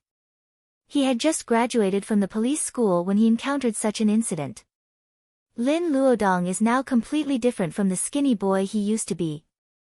However, the small movements between his eyebrows will not change much. Officer Li remembers him at once. Also, it is easy for him to recognize Lin Luoran, who deliberately blurs her face. Officer Li is calm when the crowd is jumping up and down. Back then, when he was young, he and 2 kind-hearted women helped a little boy together. This child seemed to be living a good life now. This memory was rather heartwarming.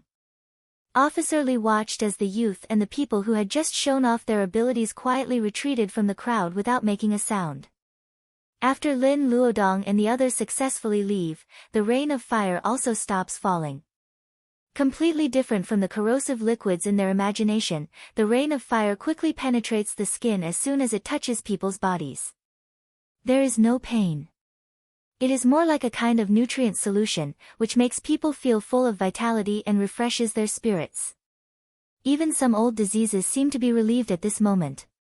The rain of spirit energy is very effective. Is the woman on the sword really a fairy? Feeling the wonderful changes in the body, even the most determined atheist will be shaken at this moment. Not to mention the giant snake, the golden hawk, the sword master, the boy, and even the woman in black who walks with lotuses on her feet. All of them have paved the way for Lin Luoran's appearance. Standing in the air on the flying sword, it is not a camouflage. Seeing that Lin Luoran is trying to win people's hearts, Xian Yuanping sneers, "You are really generous to use a large-scale rain of Reiki on these ordinary people. Therefore, how can she not hate these talented cultivation geniuses? Ordinary cultivators are struggling on this earth where Reiki is weak, but they dare to waste their talents like this. This world is so unfair. An unfair world needs people to reconstruct the rules." Xian Yuanping's mind moves, and the black lotus that never leaves her hand appears in an instant. Lin Luoran has already held the bright sword. She turns into a sword light and slashes down. In just 3 seconds, they have been fighting. No one is at a disadvantage, and no one is at an advantage. The onlookers are still sighing that the fight is too dull, but Xian Yuanping is already shocked. As the person who once caught Lin Luoran and humiliated her in the blood pool dungeon, Xian Yuanping is more surprised than anyone else about Lin Luoran's progress. She has long known that Lin Luoran has entered the level of laying foundation, but she doesn't know that Lin Luoran has become so powerful. Lin Luoran is undefeated in a head-on fight. Xian Yuanping is afraid of Xian Yuanping's talent, but she hates Lin Luoran even more. Just you wait for me to avenge my broken arm. Xin Yuanping moves her black lotus and comes to Lin Luoran. Lin Luoran is always on guard against her. The bright sword is always the first move, but Xin Yuanping dodges it. Lin Luoran, you will need my help soon. Let's wait and see. Trust me, it will be very soon. There is a burst of black smoke, and people in the square all cough. When the smoke dissipates, Xin Yuanping is no longer standing there. Ordinary people don't see how she disappears, but Lin Luoran sees it clearly. The woman in black disappears among the tall buildings in the downtown area in a few leaps. When the black smoke dissipates, only Lin Luoran is left in the square, thinking about what the woman in black said. She stands there quietly. Goldie comes to her side in a few steps. It doesn't want to give up its pride as a golden hawk in public. It can't act cute, so it stands beside Lin Luoran obediently. Ah, this scene reminds some people of the widely circulated photo on the internet. A golden hawk and a beauty in ancient clothes.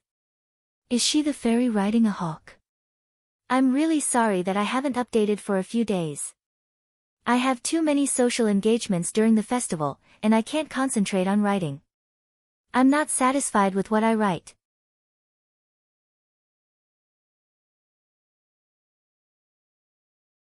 Chapter 223. Lin Luoran is not in the mood to think about the onlookers. She is worried about the giant snake trapped in the square. Is it the red snake that came back to life, or is it a posthumous child? The latter is more troublesome for Lin. Snakes are oviparous and semi-oviparous animals. There is no hermaphrodite. If it is a posthumous child, it is very likely that there is a male snake in the deep mountain. Who knows when it will come to make trouble again? To test it, Lin Luoran directly wraps the snake with wachan and plans to take it home for research. Seeing that she was kneading it like dough, the snake monster crackled for a while before it was forcefully kneaded back into the shape of a little red snake. Goldie spreads its wings and Lin Luoran jumps on its back. Lin Luoran can feel that Goldie is in an unstable state. It seems that something unexpected has happened to Goldie. Lin Luoran decides to go back and check on Goldie. It is the courageous anchor of RTV2. Seeing that Lin Luoran has a positive image, how can he let go of such an opportunity? However, he just steps forward and has no time to say anything. Goldie glances at him with its cold eyes. At that moment, the anchor doesn't dare to disturb the woman with fairy chi. Like the anchor, these onlookers can only watch Goldie flutter its wings and fly into the blue sky. It flashes among the clouds and then disappears together with Goldie. The captain of the police force doesn't know whether to laugh or cry. Then he receives a call from his superior, asking them to evacuate the square immediately. There is neither a gag order nor a special praise for this incident. Except for the corroded concrete ground in the center of the square, the one who suffers the most is the policeman whose head was bitten off. He didn't care what the big shots thought, but as the captain, he secretly made up his mind to fight for as much pension as possible for his colleagues who had sacrificed themselves. As a policeman, he had to be prepared to sacrifice himself one day, but how could he feel at ease fighting for the old, weak, women, and children in his family if their future was not guaranteed? The ambulance carries the taxi driver to the ambulance. It is another patient bitten by a snake. Officer Lee's eyes are dim. They are not afraid of death, but they can't save the injured. It seems mysterious to outsiders, but in fact, it is just a mini-world that can hide its whereabouts.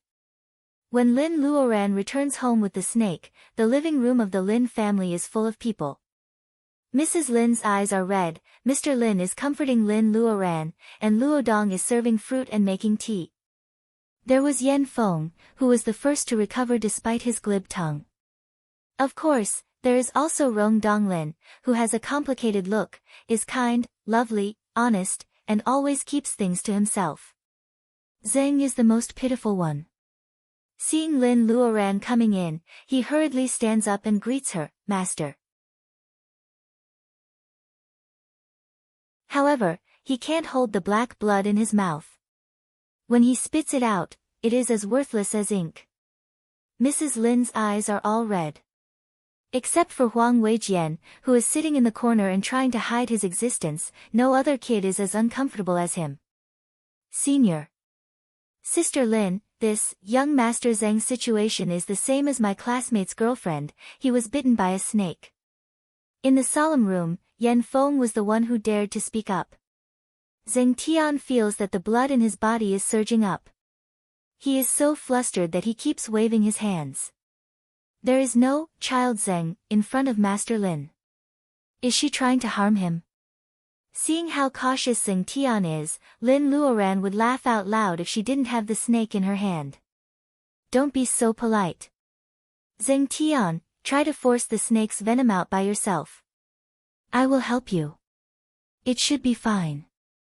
Compared with Cyan Little Fox, whose body is covered with black blood, Zheng Tian's venom is much less serious.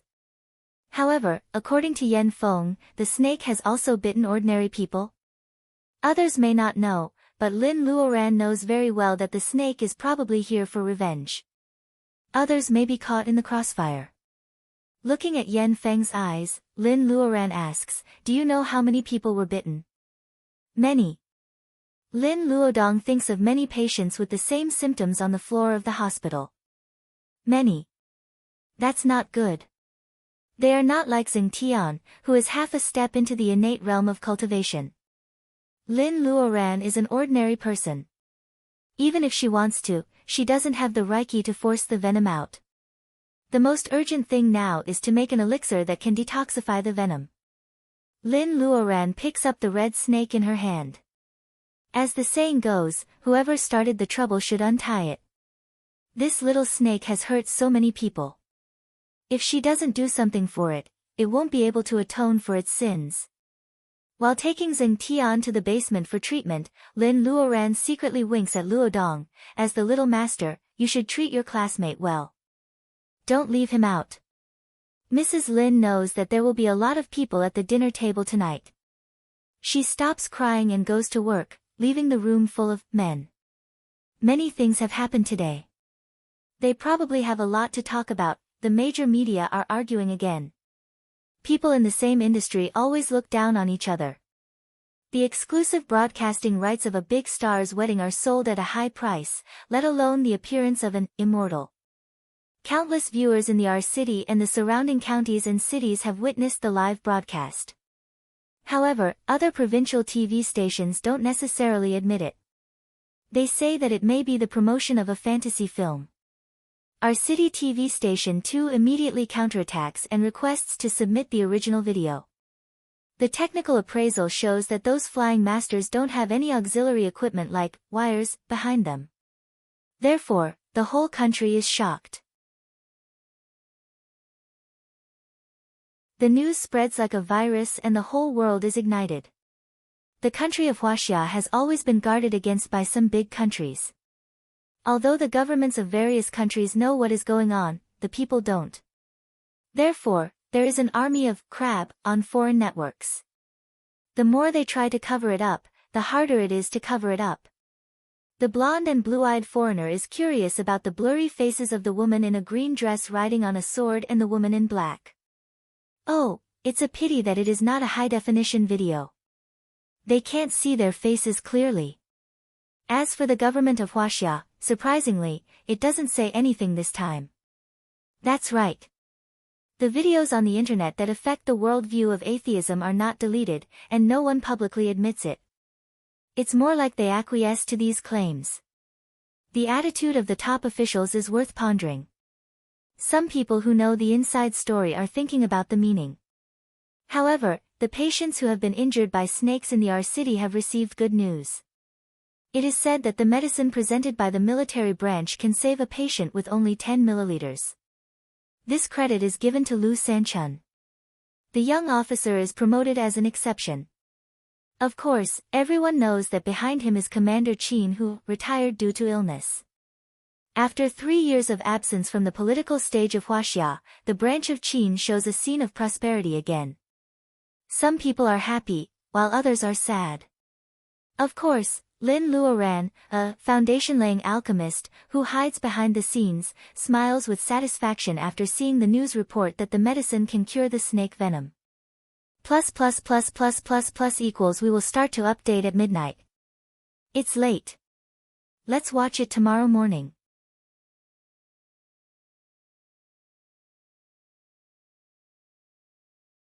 Chapter 224. Poison and antidote always go hand in hand.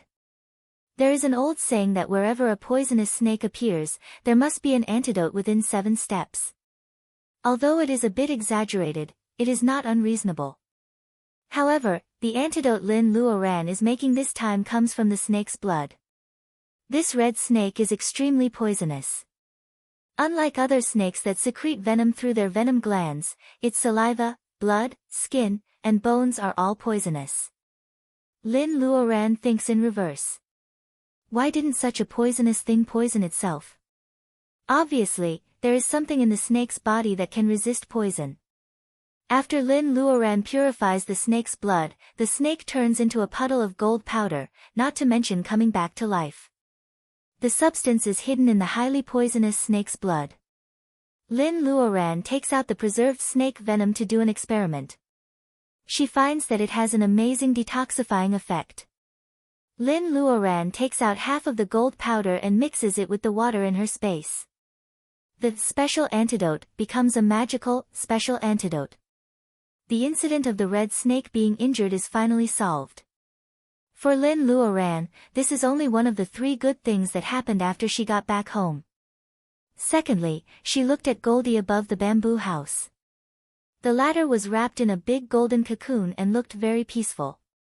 Under certain circumstances, some power in Goldie's body is stimulated.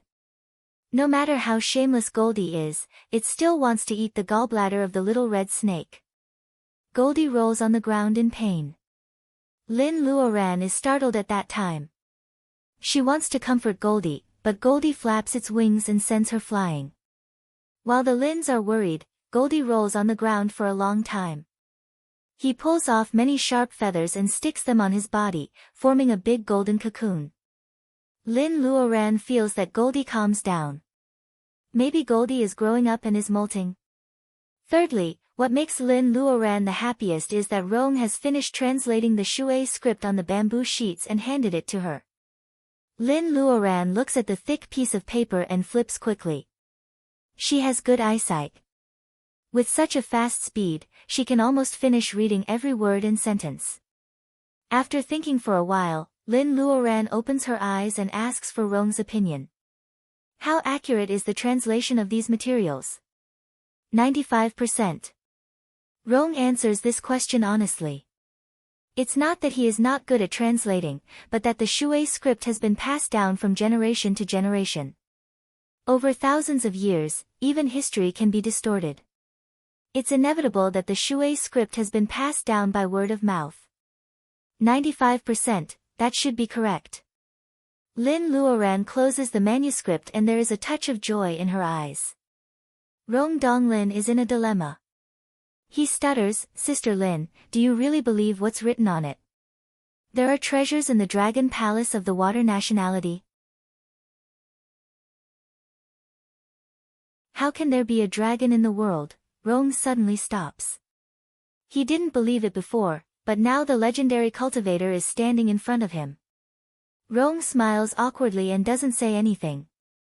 Lin Luoran's eyes are very bright. She murmurs, it's okay if it said something else, but it said that place. Where? Rong is curious. Lin Luoran smiles mysteriously, Yunmeng Lake. Yunmeng Lake? Rong has learned ancient Chinese. Yunmeng Lake refers to the area around Dongting Lake. He certainly knows about it, but is Sister Lin really going to Dongting Lake to hunt for treasures? Those legends were really too absurd. Pa! Lin Luoran puts a yellowed thread-bound book on the table. Rong has sharp eyes. The moment he sees the title of the book is Chronicle of the 9 Provinces, Lin Luoran has already turned to a page and asked him to read it himself. Chapter 53. I visited Dongting and Yeyang Tower to see the authentic works of Sven. The 800 miles of Dongting Lake is vast and misty. This is a wonder of creation. When the dark clouds fall, the golden carp vanishes. This paragraph is like a strange novel written by the literati in the Ming and Qing dynasties. In Rong's eyes, this kind of writing is worthless. Rong's eyes fall on the vermilion note next to the book. Is there a dragon palace under the lake? Rong feels a little thirsty.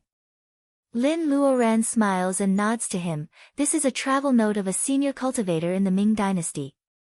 The part about the golden carp trying to jump over the high gate and transform into a dragon is very authentic.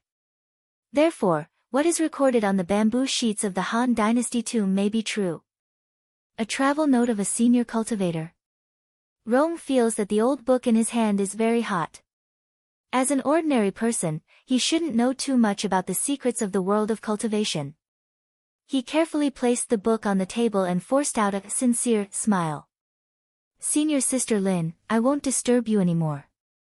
I wish you a smooth trip in advance. Lin Luoran sits on the wicker chair and takes a sip of tea. Brother Rong, you're wrong. I should wish us a smooth trip. Oh, I'll ask Professor Qi for leave for you. Rong stiffens. He turns around and squeezes out a smile that is uglier than crying. As you wish, Sister Lin. But come on, Dongting Lake is not an ordinary place. It is the dragon palace of the Shui nationality. If ordinary people are lucky enough to go there, their lives will be shortened. Rong is really worried about this. Master, do you mean that Lin Luoran is also going to the Dongting Lake? Ellie frowns in front of her desk. Xian Yuanping has promised to teach Lin the way of cultivation, but she hasn't done anything yet. Ellie has seen the video taken by her phone. Although it is just a short fight, Ellie's intuition tells her that Lin Luoran is not defeated by Xian Yuanping. This is really bad news for Ellie, who is determined to trample on Lin Luoran. Xian Yuanping is sitting on the sofa comfortably. Holding the small stamp, she nods and says, she is looking for the soul wood all over the world. I happen to know that there may be some in the Dragon Palace. But this time, she is not the only one going.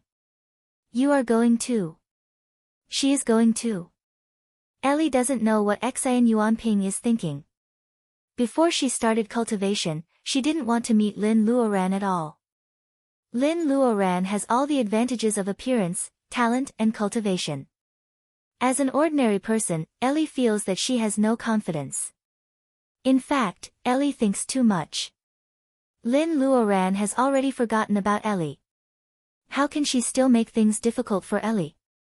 The so-called difference between cloud and mud means that you are standing in the same place without making any progress. At that time, your enemy will not be at the same level as you.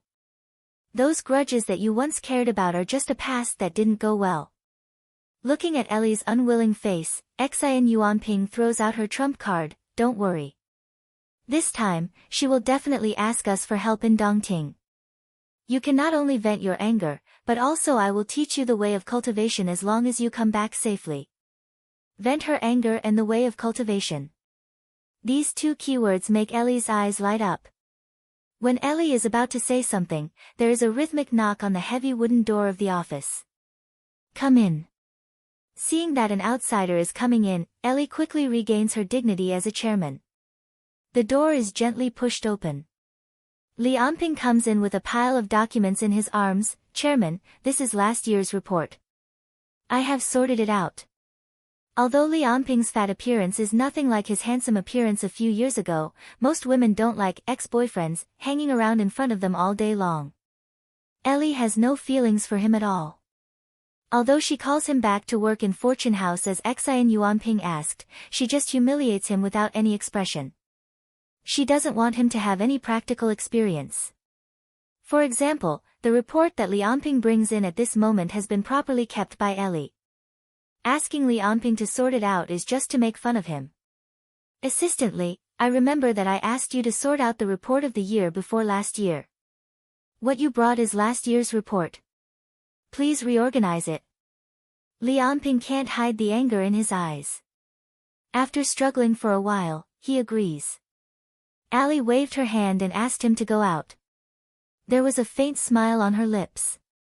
Li Anping holds the documents in his arms. Xian Yuanping suddenly says, assistantly, do you have time to deliver a letter for me? Although it is a question, her tone is unquestionable. Li Anping can even endure Ellie's humiliation. Knowing that Xian Yuanping is the most popular person in the company, how can he refuse? He takes the envelope. There is only an address on the white title page, without the name of the recipient. Li Anping goes out with doubts. Xian Yuanping puts away the stamp and smiles playfully. This man is good at enduring. The anger in his eyes can fool Ellie, but not her. He is not angry, but he pretends to be angry. It is so interesting. Seeing that Ellie seems to be puzzled by Li Anping's action, Xian changes the topic. I'm afraid you have to be nicer to him. What? Ellie is a little confused. I mean, you have to be nicer to Li Anping. We will spend a lot of time together on this trip to Dongting Lake. If you two are like this all the time, we can forget about business. What? Li Anping is also going to Dongting Lake? Are you kidding me? Ellie can't believe it. She wants to express her dissatisfaction and disagreement. However, seeing Xian Yuanping's enigmatic smile, Ellie can't say anything. Senior Xian is not a subordinate of Fortune House. She won't listen to me. Realizing this, Ellie's face darkens. You're tuning in to the Blissful Bookshelf YouTube channel. We're so grateful for your support, and don't forget to subscribe to join us on this incredible journey through captivating stories. Your generosity through donations truly makes a world of difference, as it's the primary source of revenue that allows me to expand and enhance this channel for you. Thank you from the bottom of my heart for being a part of this adventure.